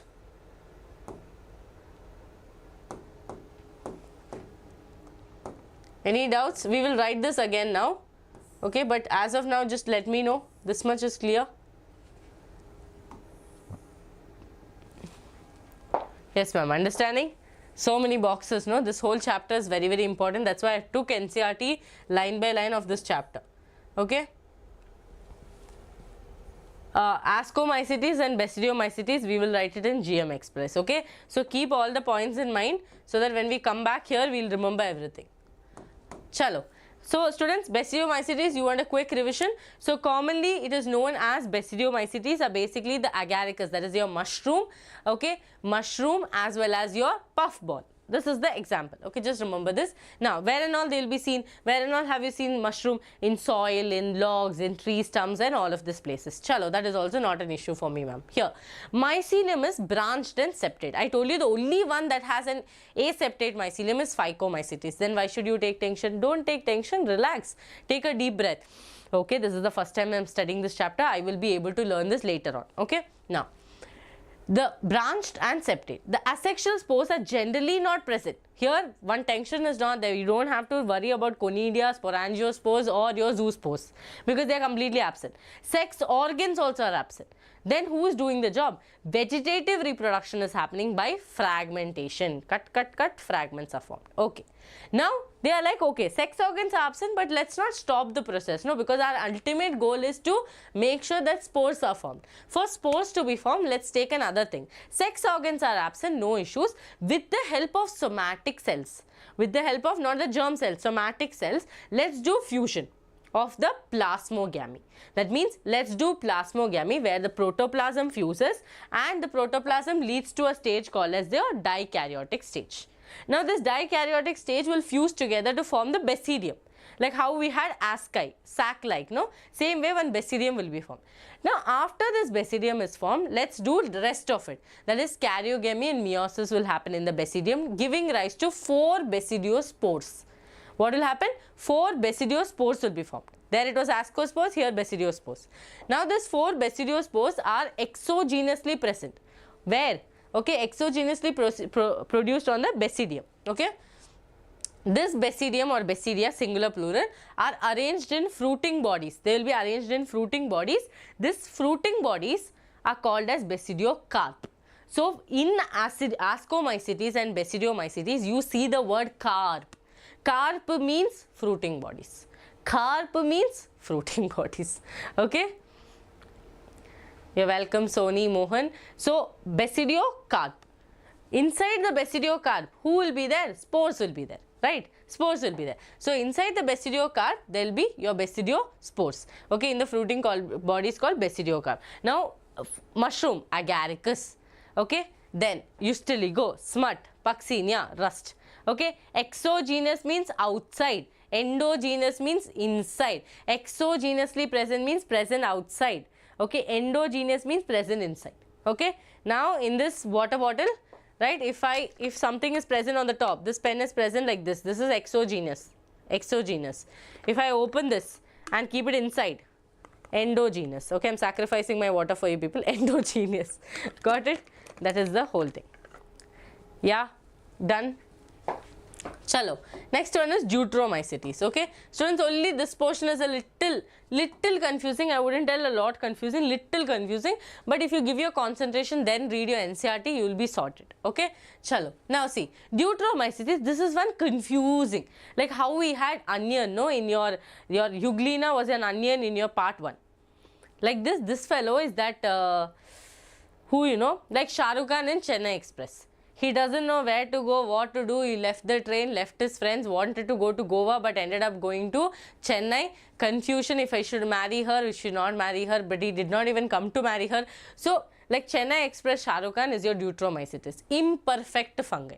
I'm not telling as an actor, I'm telling as a character. Okay, imperfect fungi. Doesn't know where it has to do, what it had to be, where it wanted to be. But if it is doing something, it will be going to some other classes. So this is the confusion. Okay, see, my conversation itself was confusing. Commonly known as imperfect fungi. Okay, because only the asexual or the vegetative phase of this fungi is known. That means sexual phase is not at all known for us. Sexual phase is not at all known for us. Got it? Likita, we'll have to think of it. I never thought of it because it was only 1-2 example. No, I never thought of it, but we can think about it. Okay. Now, when the sexual forms of this, now students, this paragraph, okay, this paragraph will make you regret knowing English and not knowing English enough. Look here. I'll just read it first, later I'll explain, okay? You only tell me. When the sexual form of these fungi were discovered, they were moved into classes they rightly belong to. It is also possible that the asexual and the vegetative stage have been given one name and placed under Deuteromycetes, and the sexual stage another and placed under another class. Later, when the linkage were established, fungi were correctly identified and moved out of Deuteromycetes. So, did you understand? Okay? Did you understand? So, this is the power of English. Okay, it can confuse you, at the same time make you, okay, make you rethink why do you know English. So, look here, what they are trying to say is that maybe Deuteromycetes had a sexual stage, but that sexual stage, no, was put into somewhere else. Like when the sexual phase was identified, they were put into some other class. Okay, that is what they are trying to say. And they also told, okay, hello, captain is here, students, put some fire emojis in the chat box. Okay. Okay. Yes, so look here, they are trying to say that when the asexual and the vegetative phase were, the reproduction was known, they put them together and called them, okay, you belong to Deuteromycetes. Maybe their sexual phase also was known, but then when their sexual phase was known, they noticed that these people maybe have lot similarities with Ascomycetes or have a lot of similarities with Deuteromycetes. So they were dumped there. That's all. That's all they're trying to say, okay. I don't know what and all they tried to tell, moved out, then moved in, then came out and all that they are trying to say. Now look here, once perfect stages of the membranes of Deuteromycetes were discovered, they were often moved to Ascomycetes. This is what I told you. Okay, this is what I told you. So after some time they were like, yay, I know your sexual phase, but wait a minute, you do not belong to Deuteromycetes, you go to Ascomycetes or Basidiomycetes, got it? So that is the part. So this Deuteromycetes reproduce only sexual spores known as conidia. Okay, conidia are formed exogenously. Okay, exogenously. Now, the mycelium is septate and branch. Student, here mycelium is septate and branch. So all three same mycelium, okay, nothing to worry. Now some members are saprophytic or parasitic, while a larger of them are decomposers of litter or help in material recycling. So students, they are not completely useless, they are imperfect but they are perfect, okay. Now some examples are Alternaria, okay, Alternaria, this Coleotrichum, if you can remember, or Trichoderma, okay. So you can remember here AC, okay, imperfect fungi is AC. If you can remember Alternaria and Coleotrichum, otherwise you can go for or AT. AT, that is Alternaria and Trichophyton. Trichoderma. Is this clear to all of you? So students, actually this Deuteromycetes give you less headache by not having a sexual phase. Okay, because if it had a sexual phase, then again you have to study Deuterocarp, Deuteromycetes, Deuterospores and all. It doesn't sound that nice also. Here only thing you have to study is that the asexual and sexual vegetative phase is known. Asexual spores is conidia, which is grown exogenously, and now they are examples you have to know. Mainly they are decomposers and they help in mineral cycling. Example is AC or AT. Okay, Alternaria or Coleotrichum or Trichoderma. Trichoderma. Got it? Clear? Yes or no? We'll go to virus and viroids. Before that, we'll go to GM Express. Okay, GM Express. After that, we'll come to virus and viroids. Ready? What do we write? We write about Ascomycetes. Jivita, don't take tension. We have told you something. We will follow that. Okay?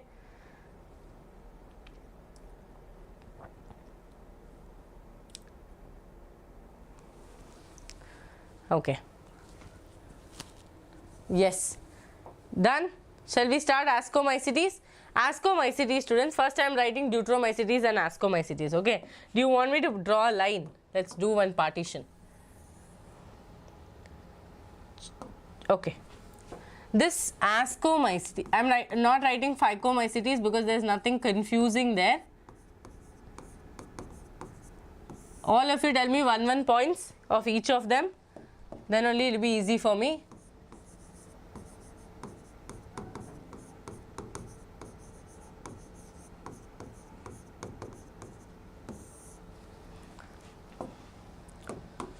Ready?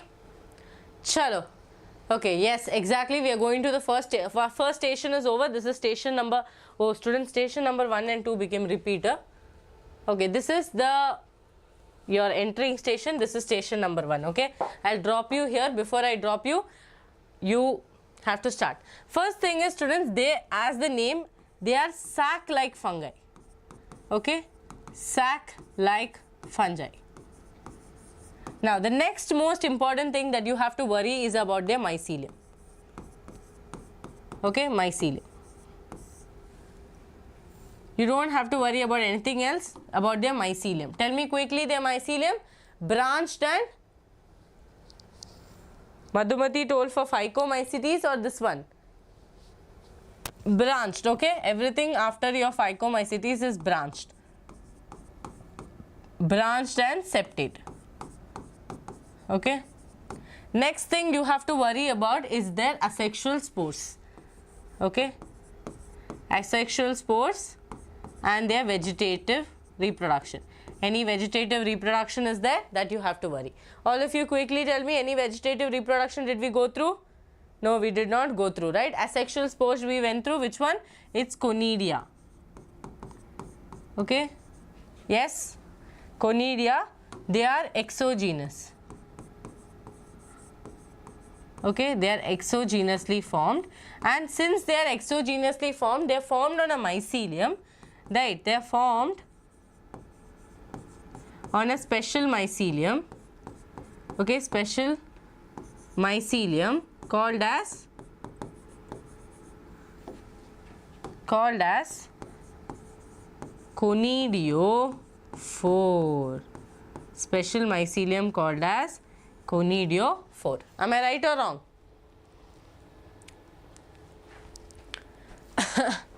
Yes? Look here, I have marked all of that. See, conidiophore. Okay, conidiophore. After that, we have to go to the, any doubts, ask me right away, okay? I'm talking about Ascomycetes, not about Phycomycetes. Chalo, that is done.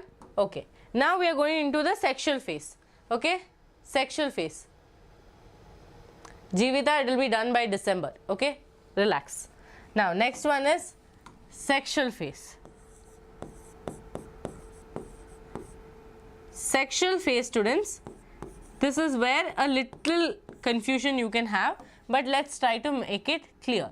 Now, on sexual phase, what are they telling? They're telling, okay, exactly.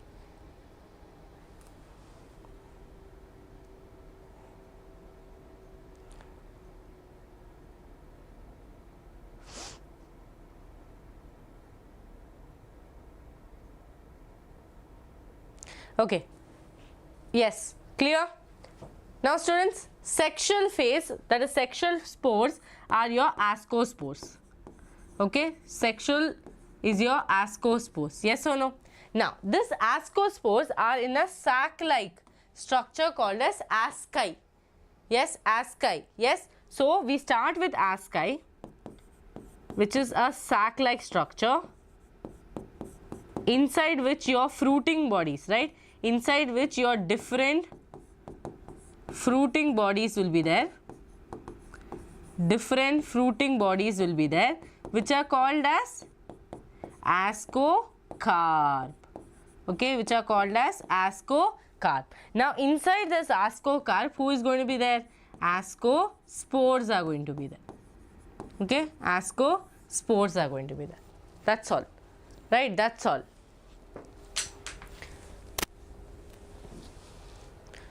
Clear? Any doubts? Yeah, Zepto wants me to buy something or what?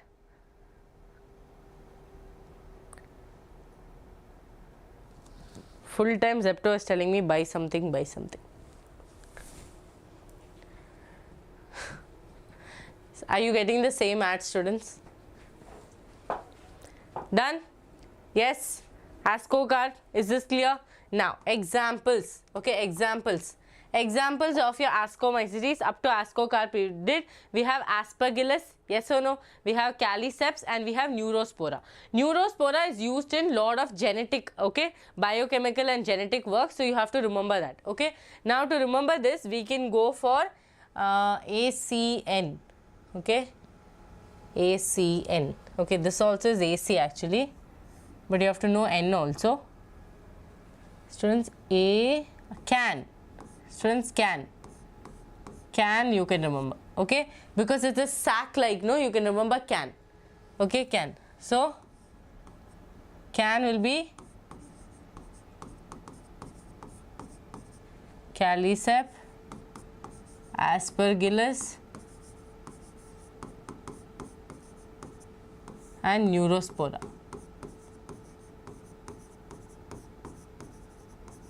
Neurospora. Got it? Hi Rani. Okay. Chalo. Next one, is this clear? Ascomycetes, very simple, just know this flow chart, then you're clear. Okay, then you're clear. Okay, can is can. Okay, red bean can, that can, this can, so that can. Okay, is Veerappa telling Rani that it's okay for joining late? Did you take up my manager post and tell that it's okay, no problem, okay, join late, okay, join late, no problem. Okay, so yes, exactly, you should be like Sony, you should scold. Is this the time to come? Should ask like that. Okay, chalo. Students, this is done. Next one is Basidiomycetes. Now, Basidiomycetes, we will again start from the same thing. What do we know about these people? Basidiomycetes, all that agaricus and puffball is given. From there, we have to proceed. What is the first ever thing? Mycelium. Tell me about the mycelium, all of you in the chats. Same thing, branched and septate. Okay, branched and septate. Now about your spores. Oh no.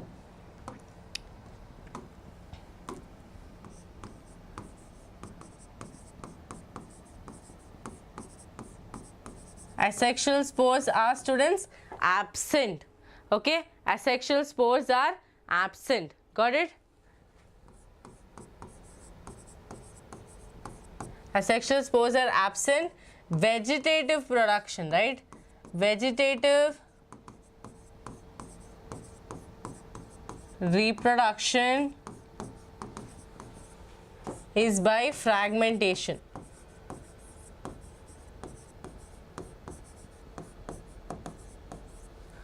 Yes, Rani, it's okay. You have attended multiple classes of biological classification with me, so it's fine. Okay, no problem. Sometimes it happens. Got it? Yes. So, students, vegetative reproduction is by fragmentation. Asexual spores are not present. Here, sex organs also are not present. Okay, very, very important. Sex organs also are absent. Sex organs are absent. But what is the catch here? The catch is that the somatic cells or the vegetative cells, okay, vegetative cell number 1, vegetative cell, same they are, okay, no genetic variation, no, in somatic cells, no genetic variation. Always remember that we cannot call them, call this the parent cell, because they are not showing any variation. They are the same, no, somatic cells are same cells. So, somatic cells or your vegetative cells, okay, or vegetative cells, they both fuse together, okay. They both fuse together and they form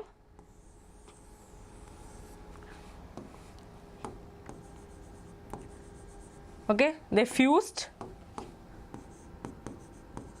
and this was plasmogamy, okay, plasmogamy, that is fusion of protoplasm. Together they form the dikaryotic stage, okay, they form the dikaryotic stage. Now this dikaryotic stage ended up forming your basidium, okay, ended up forming basidium or basidia, okay, plural singular. In the basidium, the rest of the two stages happen, okay. Got it? My Siri started working, students, by itself.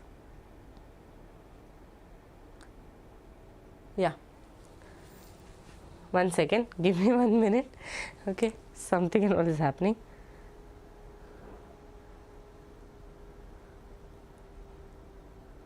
Okay.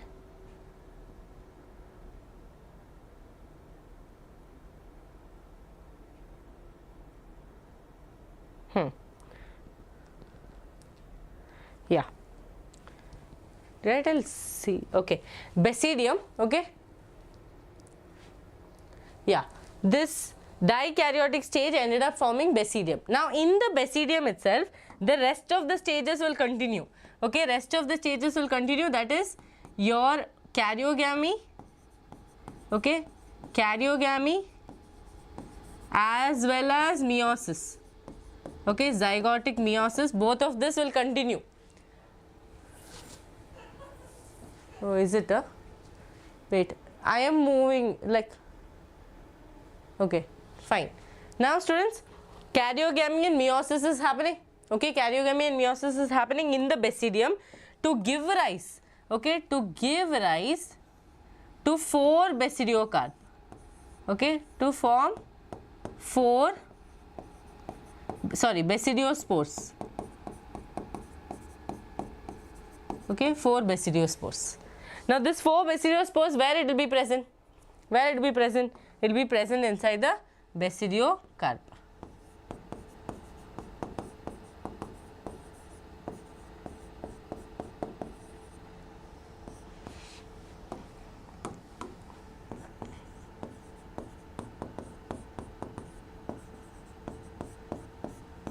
Basidiocarp. Done? Yes or no? Any doubts? Okay. 4 basidiospores will be formed and they will go into the basidiocarp, that is the fruiting body. Now what is the example here? Example, that's what I told you, you can remember AC or AT, right? Agaricus, Ustiligo and Puccinia. Agaricus,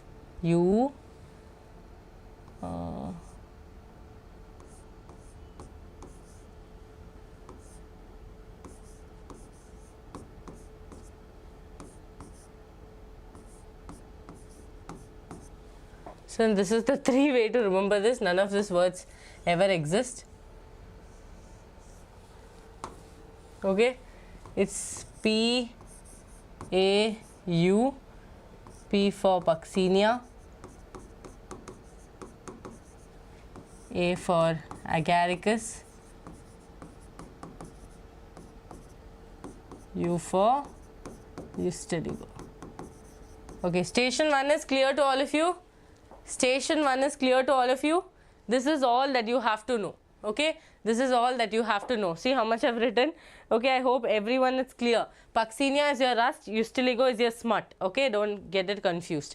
You can just check the rust, students, on the Google images. You will see on sugarcane and all rust will come, no? Like one reddish color thing will come. Okay, reddish brown color. Is it clear? I want fire emojis in the chat box if it's clear. Then we will move on to virus, viroids and prions. Okay?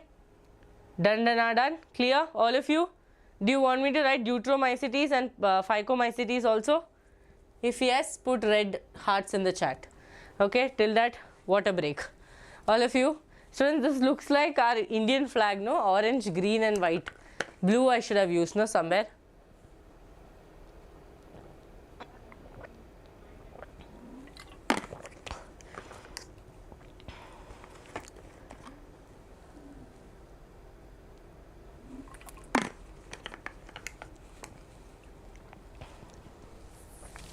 You want Phycomycetes and Deuteromycetes also, just let me know in the chats. Okay. Oh, they want me to write. Okay.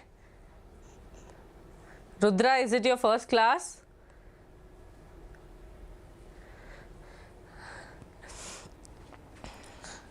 Yes, all the notes you can get it on Vedantu NEET English Telegram. Okay. Yes, drink water, guys. Drink water. Stay hydrated. Okay, stay healthy.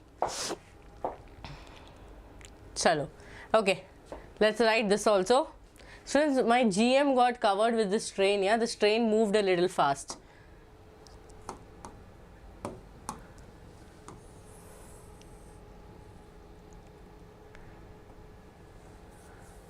Let's choose blue color. Okay, ready? Phycomycetes. Yes, happy Independence Day. Okay, students, Phycomycetes.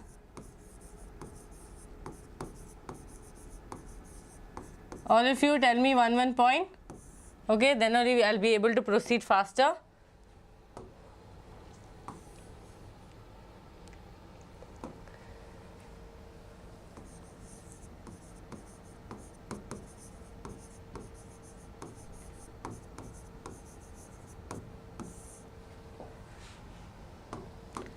Ready?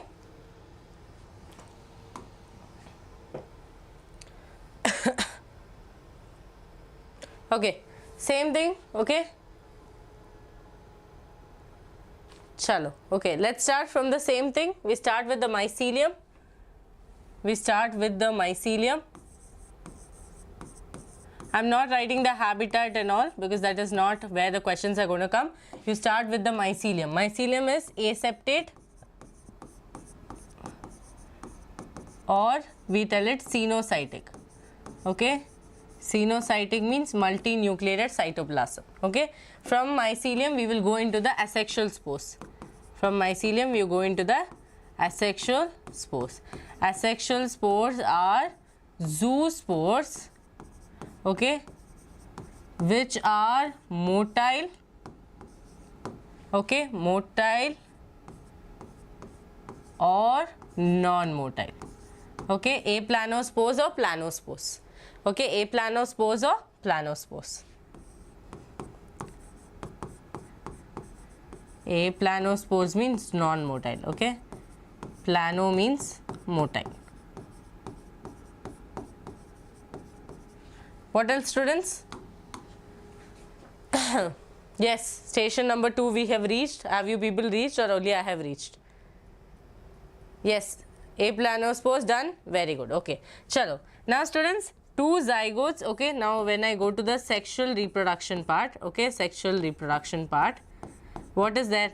That 2 gametes are fusing together. Okay, 2 gametes are fusing together to form zygospore. Okay, zygospore. Yes, correct. Is this clear? Yes. Now here is where you have to know 3 things. This zygospore can be isogamous, anisogamous or oogamous. Now who are these people? Isogamous means both of them are motile and same. Okay, similar. Okay, this is iso. Then you have aniso, where one is, both are motile, students, but one is cutie, one is big. Okay, big baby, cutie baby. Okay, so this is aniso. Anisogamous. Then one more is there, which is like humans. The female is big, the male is small but motile. Okay, this is oogamous. Oogamous. Did I miss something? Did I miss something? No, right? Yes, isogamous, anisogamous and oogamous. Done? 1 second, students. I thought I could write some more things here, but never mind. I'll write this properly once again.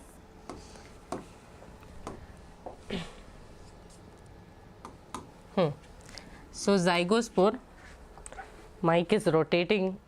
Okay, the only person who loves me is the mic. It's rotating and it's like giving me that heroine vibes. Okay, it's like, wait a minute. So here zygospore is isogamous. Isogamous, that is both of them are motile and same size. Okay, then we have anisogamous. Okay, anisogamous, where one is bada, one is chota.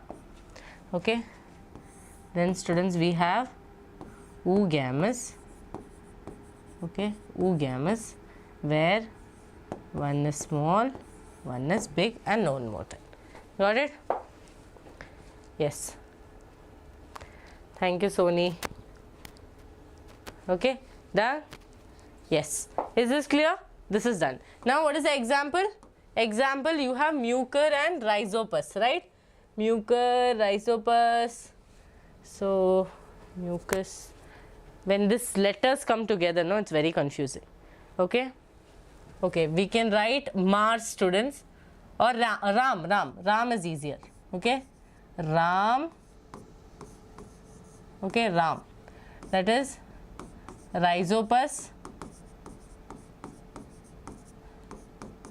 albugo, white rust, okay, in mustard, and mucor. Okay, so we can make something out of it. Ram can, something like that. Okay, Ram can play PAU, some new game we only invented. Okay, chalo, this is clear.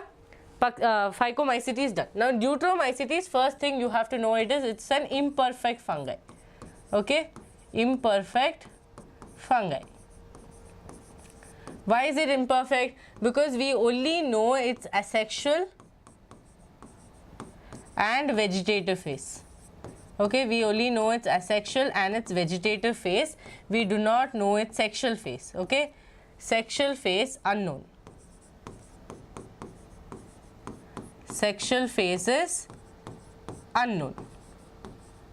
Students, you can check any NCERT line by line and no one is going to write this much. Okay, no one is going to write this much. So you have to make sure that you download the notes on Vedantu NEET English Telegram and also comment if possible. Not if possible, you should comment, right? That's the Guru Dakshina you give me. You can check any NCERT line by line, they will write it there, then and there. But I don't feel satisfied. I want to write my notes so that my students might find it easier. See, now you have a clarity. Just by reading NCERT, you understood, okay, this is there, but now you have a clarity, okay, this is the flow. Got it? Yes. No sexual phase is found, unknown. Even if sexual phase was known, it was carried forward into another one. Okay. Now students, asexual phase or your asexual spores are which one? Oh students, one thing I have to write here. Your basidiospores, no, this is exogenous. Very important this is. Okay. Exogenous this is exogenous. Got it? Be present on the basidia. Okay, exogenous. Asexual spores are conidia and they are exogenous. Yes or no? Asexual spores are conidia and this people's major job, they are mainly decomposers. Okay, major are decomposers and they help in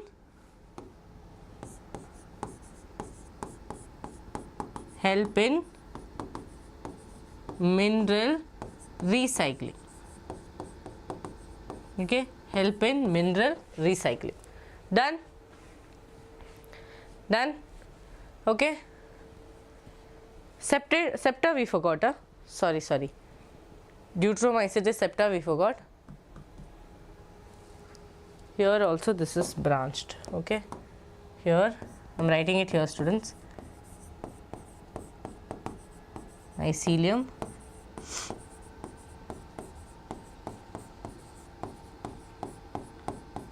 Okay, branches septate. Now tell me the examples. All of you. Trichoderma. Here AC, AT I told you to remember, no? Here I told you, remember, what did I write here? AC, AT. Yeah, AC, AT. Let's try to remember, make something else out of it. One second. So we have Alternaria, Coliotrichum and Trichoderma. Cat we can make, students. Okay. So Ram can pet a cat. Okay, but pet word is not there. So cat or tack.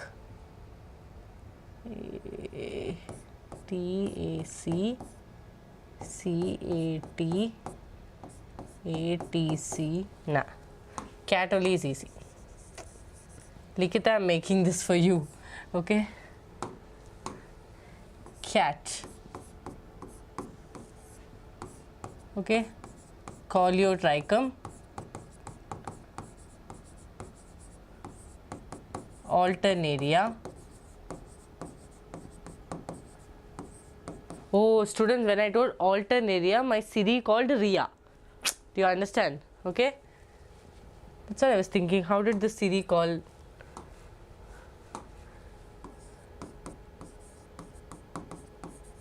Trichoderma. Got it?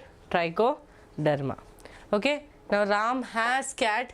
Ram can is there, student. Has is not there. No. Ram can pat a cat. Okay. Ram Ram has a cat will not work. Ram can pat a cat. This pat, you make it into T. Okay, you still go. Right. So you can make it into T.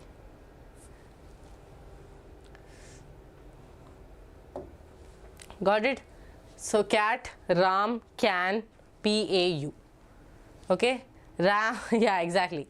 Ram can paw cat. I don't know what is the meaning of it, but we only invented it. Okay? It is our invention. Whatever we invent, we should be grateful. Later in future, people will remember us like this. Okay? So done. Now we'll go to viroids. Don't make me write anymore. Okay? Ma'am, write ma'am, write ma'am. It's like I write imposition in the class. Yeah. Ram, cat, can, paw. That also can make sense. Yes. Okay. Come on. So virus, viroids, prions and lichens. Very kutty topic. Okay, we'll finish it faster. Now students, see, in 5 kingdom classification of Whittaker, there is no mention of lichen and some acellular organisms like virus, viroids and prions. Exactly right. Lichens, we saw that fungi can have a symbiotic relationship, but they did not talk anything much about lichens. No? So here they are telling all of us who have suffered the ill effects of common cold or flu and COVID virus, we know, right? COVID virus can have on us. Even if we do not associate it with it or our condition, virus did not find a place in the classification since they are not considered truly living. Okay, that is the reason why they are taking revenge on us, because we didn't give them classification. You people understood. So in future, find a classification, put this viroid so they do not affect us with common cold. Okay, every then and now common cold will come. If we understand living as those organisms that have cell structure. The virus are non-cellular. Okay, viruses are non-cellular organisms that are characterized by having an inert crystalline structure. Okay, they have an inert crystalline structure outside the living cell. Basically, they have a protein coat and inside that they have the genetic material. Okay, so students, this is the protein coat, right? You call it the head, and here a small portion is there which is called the collar, and then we have sheath, and then we have this tail fibers. Why is this tail fiber? So that they can attach to the host, and when they attach to the host, they will be able to release the genetic material and causes infection. Okay, causes infection. Now this protein coat is made up of capsid or capsomeres. This which you are seeing, no, these are capsomeres. These are basically capsomeres. Many capsomeres together, like petals they have arranged, you see, many together, we will call the entire thing as capsid. Okay, capsid. Chalo, now let's go here. Once they infect a cell, they take over the machinery of the host cell. Whom are they talking about? They're talking about a virus, right? Once they infect the cell, they are not like, okay, I'll infect the cell, then come later and all. No. Once they infect the cell, they will change the entire machinery of the cell. That means your central dogma will be affected in case HIV virus affects us, right? So look here, over the cell, they take up the machinery of the host. They take up the machinery of the host to replicate themselves, killing the host. Like not like us, but then understood, no, they will manipulate the host cells. And would you call virus living or non-living? See, living or non-living is why they have genetic material, but they are not living, because they are not living until they find the host. Okay, until they find the host. Yes or no? Students, the virus is inert. When they find the host, they become active. So it's a confusion, ki virus is living or non-living.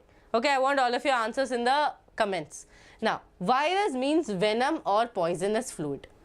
Now, Ivanovsky in 1892 recognized certain microbes as casual organisms of the mosaic disease of tobacco. Your tobacco mosaic disease. Okay, these were found to be smaller than bacteria because they pass through the bacteria-proof filters. That is when he was like, wait a minute.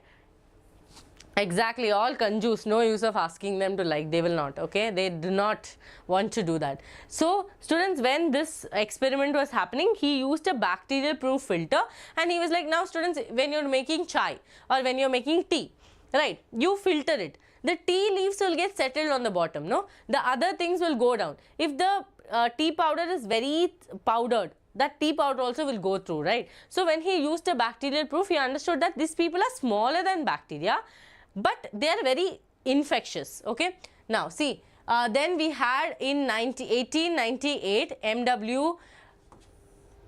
Bejernik, okay, that I'll draw it with another color, okay. Yes, in 1898 he demonstrated that the extract of the infected plant of tobacco mosaic virus could cause infection in healthy plants. So what did he do? Imagine this is your tobacco mosaic virus, okay.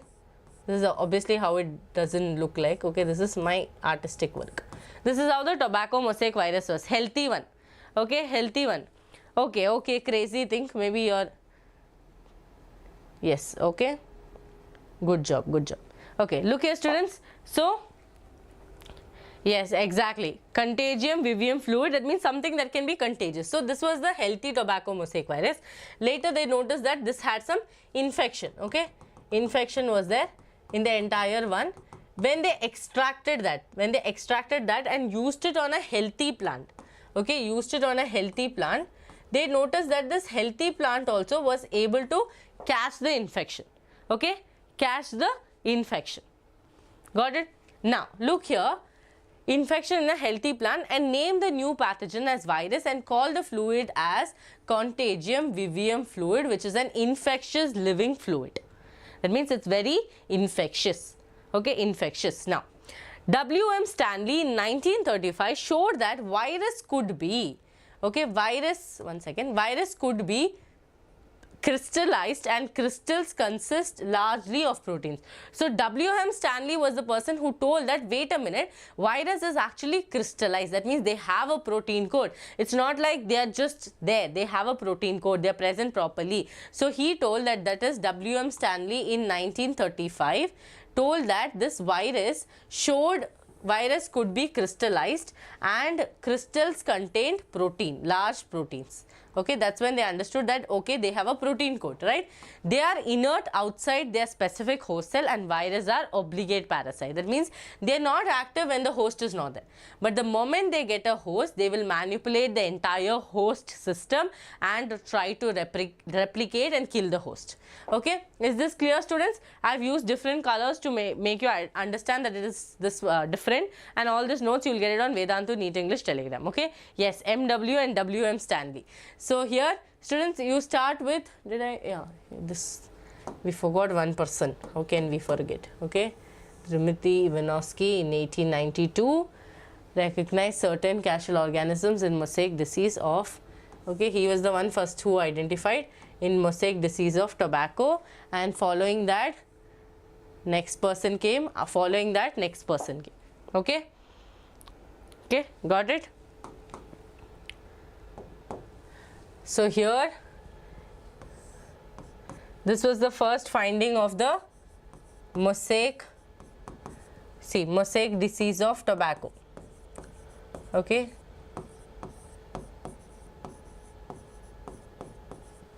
Then we have Bejernik, who found that the extract of the infected plant could infect an healthy plant also, and he found the fluidum, that is virus. He labeled it virus and he called that fluid as contagium vivium fluidum. Then in 1935, okay, very recently, not very recently also, but yeah, W.M. Stanley came up telling that if we crystallize the virus, they have a large protein. Okay, that means something about the structure. Okay, something about the structure. Got it? One identified the disease. Through the disease, that fluid, say, he understood that even healthy plant can get affected. From there, it went to finding the structure. Is this clear? Now, in addition to proteins, students, in addition to proteins, virus also contains genetic material. Exactly. Just by having protein code, what is the use? We all know that in transforming principle, we understood that this protein code cannot do anything, right? Protein code is not the transforming principle. So, then they realized, wait a minute, if they can manipulate the host cell, they will have something else. The something else is going to be the genetic material. So, virus also contains genetic material that could be neither RNA or a DNA. Okay, it could be neither RNA or a DNA. Now, no virus contains both DNA and RNA. Can they contain both DNA and RNA? No. Now, a virus is a nucleoprotein. That means it has a nucleic acid material with a protein coat. Okay, nucleoprotein,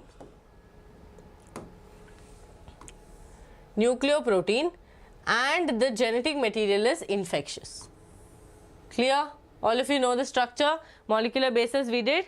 Okay, Yes. In general, viruses that infect plants have a single-stranded RNA, and viruses that infect animals have a double-stranded, single or double-stranded RNA or double-stranded DNA. So here they're telling virus, okay, that infects plants, okay, have single-stranded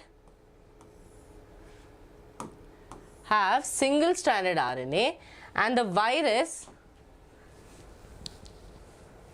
okay, the virus that affects animals, okay, they will have single and double. This is to manipulate our machinery, okay, this is to manipulate the machinery, that's why they have single and double. Got it? Chalo.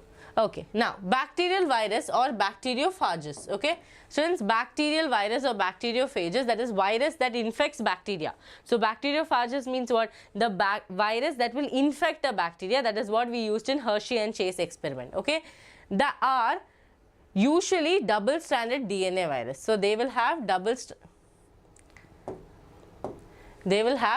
double-stranded DNA virus. Now, the protein coat called capsid made up of small subunit called capsomeres, right? Small subunit called capsomeres. That's what I told you. This is your capsomeres. Many capsomeres together form the protein coat, and this entire thing can be called as a capsid.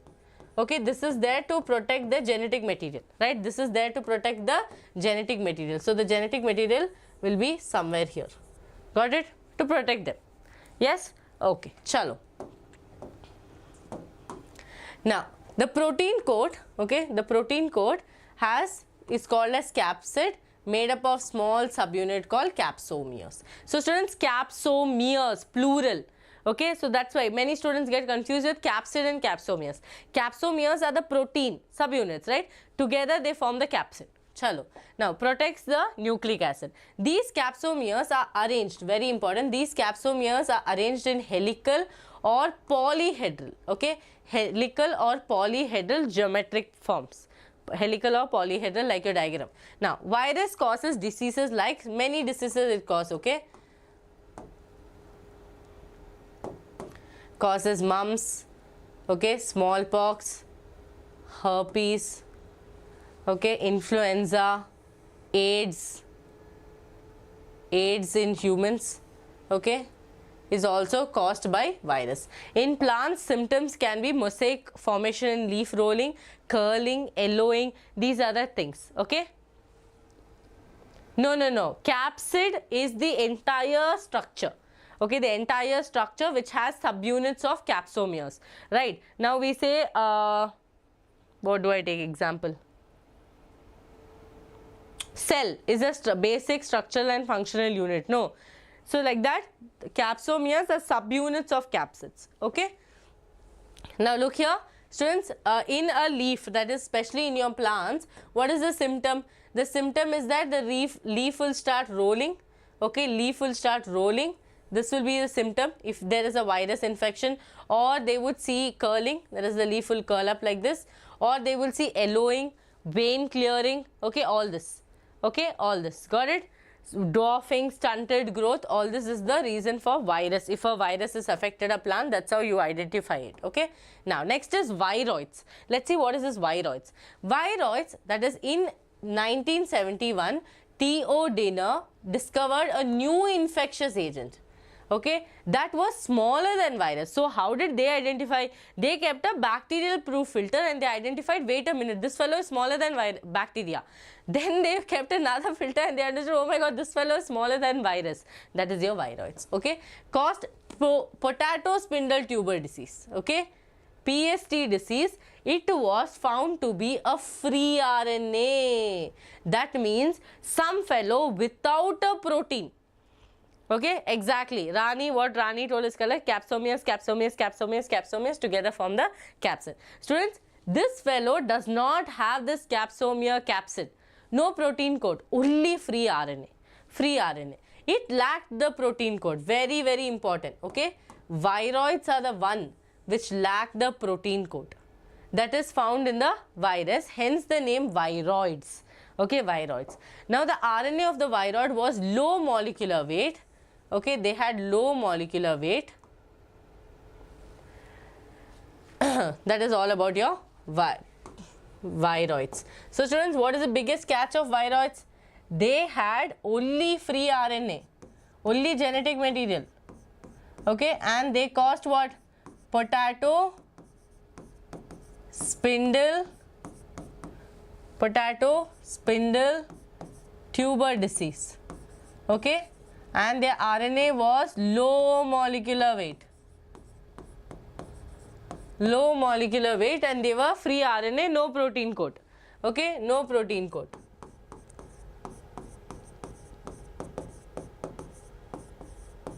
No protein coat. Chalo. Next one is prions. Now let's see what these people are. These people are next chalak people. See, in modern medicine, certain infectious neurological disease were found to be transmitted by an agent consisting of abnormally folded protein. That means this fellow doesn't have RNA. This fellow doesn't have RNA. This fellow doesn't have genetic material, but he has a protein. And this agent was similar in size to the virus. These agents were called as prions. The most notable disease caused by prions was your bovine spongiform encephalopathy, that is your BSM, commonly called as mad cow disease, okay, in cattle, and it is analogous variant, that is your Jacob disease, which you will be studying in your biotechnology, okay. It's a variant of your Jacob disease, okay. It's a analogous variant, analogous, homologous, same, that analogous only, okay. The origin, function different. So, it's an analogous variant of your Jacob disease, that is your CJD in humans. So, they found that one fellow was there who did not have a genetic material, but he had an abnormally folded protein, and he was able to cause a disease called as the mad cow disease, which is an analogous variant of your Jacob disease, okay. See, that is Jacob disease, which you will study in biotechnology. So, this fellow had no genetic material, okay, no genetic material, but abnormal protein, okay, abnormal protein, abnormally folded protein, abnormally folded protein. Is this clear? Yes. Clear? Yes or no?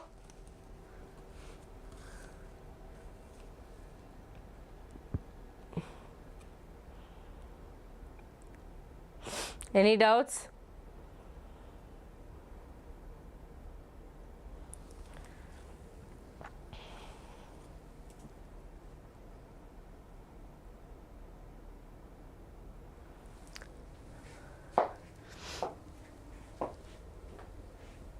This is, see, the notable disease caused by prions are bovine spongiform encephalopathy is commonly caused in cattle, okay, plants. They are not talking about cattle and your animals, I mean humans, okay, humans and animals they are talking about. This is mad cow disease, and this is your something I wanted to tell and I forgot, okay, Sergified Jacob disease, okay. The pronunciation is very different, spelling also is very different. So, usually we tell CJD, okay, CJD. Is this clear? Any doubts? Okay. Yes, BSE is in cattle, okay, BSE is in cattle.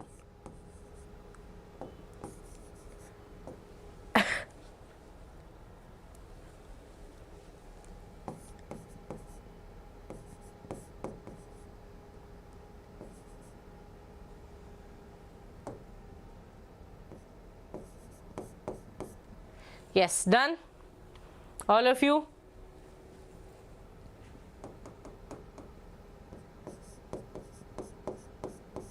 Okay, if anyone wants the pronunciation, you can pronounce it.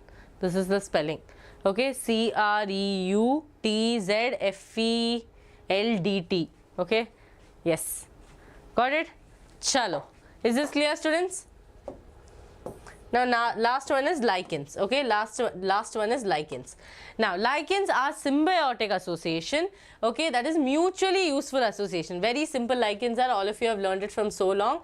Algae and fungi. The algal component is known as phycobiont.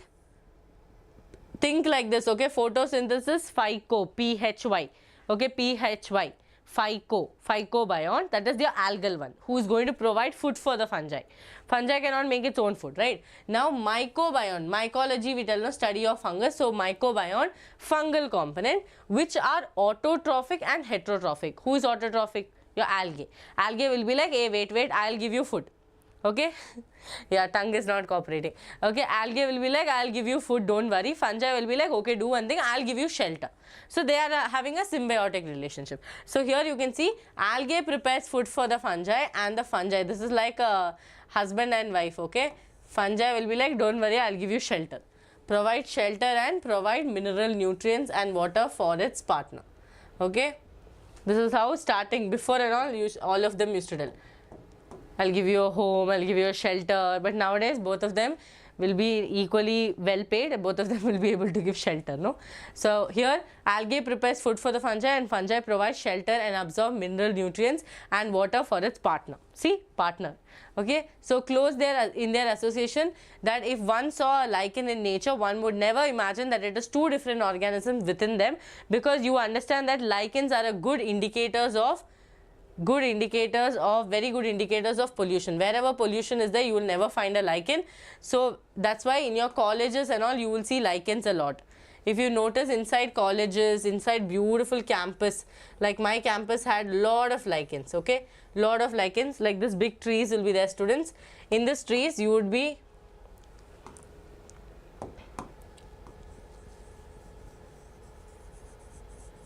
okay, in these trees you would see lichens, which will you will see dominating fungi. Okay, fungi you will be seeing more, not algae. Very rarely you will see greens in the algae.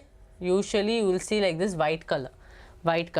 Okay, like this white color you will see. That white color is the fungi. In between, in the middle, you might see algal, some dots. Okay, you can go tomorrow to your college and see. If on the trees, if it's not there, then inside college also lot of pollution is there.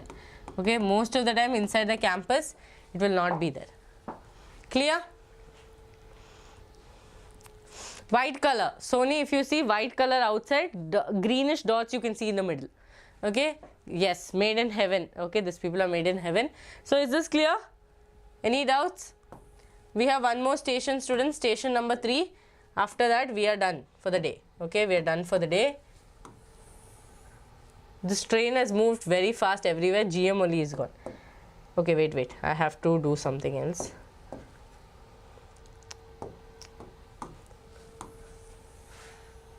Last station for the day.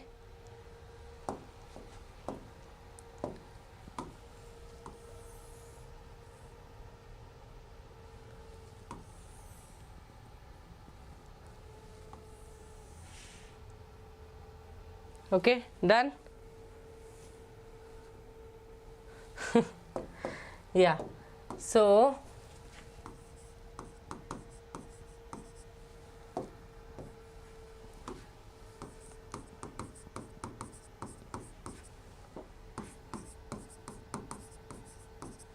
students, virus, they have both protein coat, okay, plus genetic material, okay, plus genetic material, and the genetic material in plants, okay, in plants it will be single stranded RNA, okay, in animals, it can be dsRNA,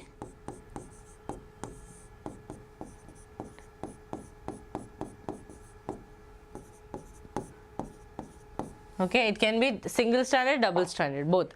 Okay, single stranded, double stranded, both it can be. Got it? Is this clear?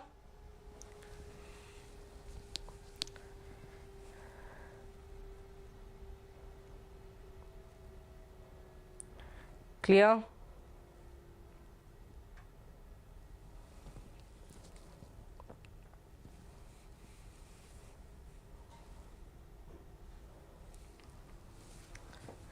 Yes, chalo. Okay, here viroids, students. What is that? Viroids, only genetic material. Okay, only RNA is there, no protein code. Here only protein code is there, abnormally folded.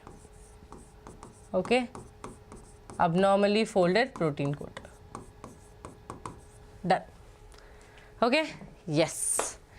So that's all for today, students, and let me all tell you, if there is any student who is still waiting to join for the DNA batch and was thinking that, ma'am, I'm not able to afford it, then you have an amazing price running right now. That is, you're getting the entire DNA batch for just 1,000 rupees, students. I know some portions have been completed, but do not worry at all. Okay, you will be able to, you know, what is that? Cope up with the syllabus, because you were a part of our DNA batch as well. Okay, you're a part of our RNA batch as well. Sorry, RNA batch as well. So this is very important for you. Make your decision right now and unlock your chance to, you know, get the beautiful courses for free and all, I mean, for a very affordable price. So you can go to the description box and check. Okay, you can go to the description box and check, and this way you will be able to get amazing offers today. So thank you so much for joining. I hope this session was really helpful. If the session was helpful, you know what to do. You have to give me your Guru Dakshina in the chat box by commenting how the session was, and do solve a lot of questions from biological classifications. And if you haven't purchased Tatva books, please do purchase Tatva books and practice as many questions as possible, previous year questions. This way you will be able to improve your understanding skills about the chapter. So thank you so much for joining. Hope all of you like the session, and if not, if yes, okay, suddenly it came in a flow. So if yes, quickly smash the like button and also comment how the session was. Thank you so much for joining, students, and do not forget, all these notes will be available on Vedantu NEET English Telegram. And if you want to join my Telegram, that's Biology by Gopika. So see you all, tata, bye bye, happy Independence Day, and let's have a good Independence Day and freedom to walk around safely. Okay, yes, thank you so much, Likita. Exactly, DNA batch is amazing.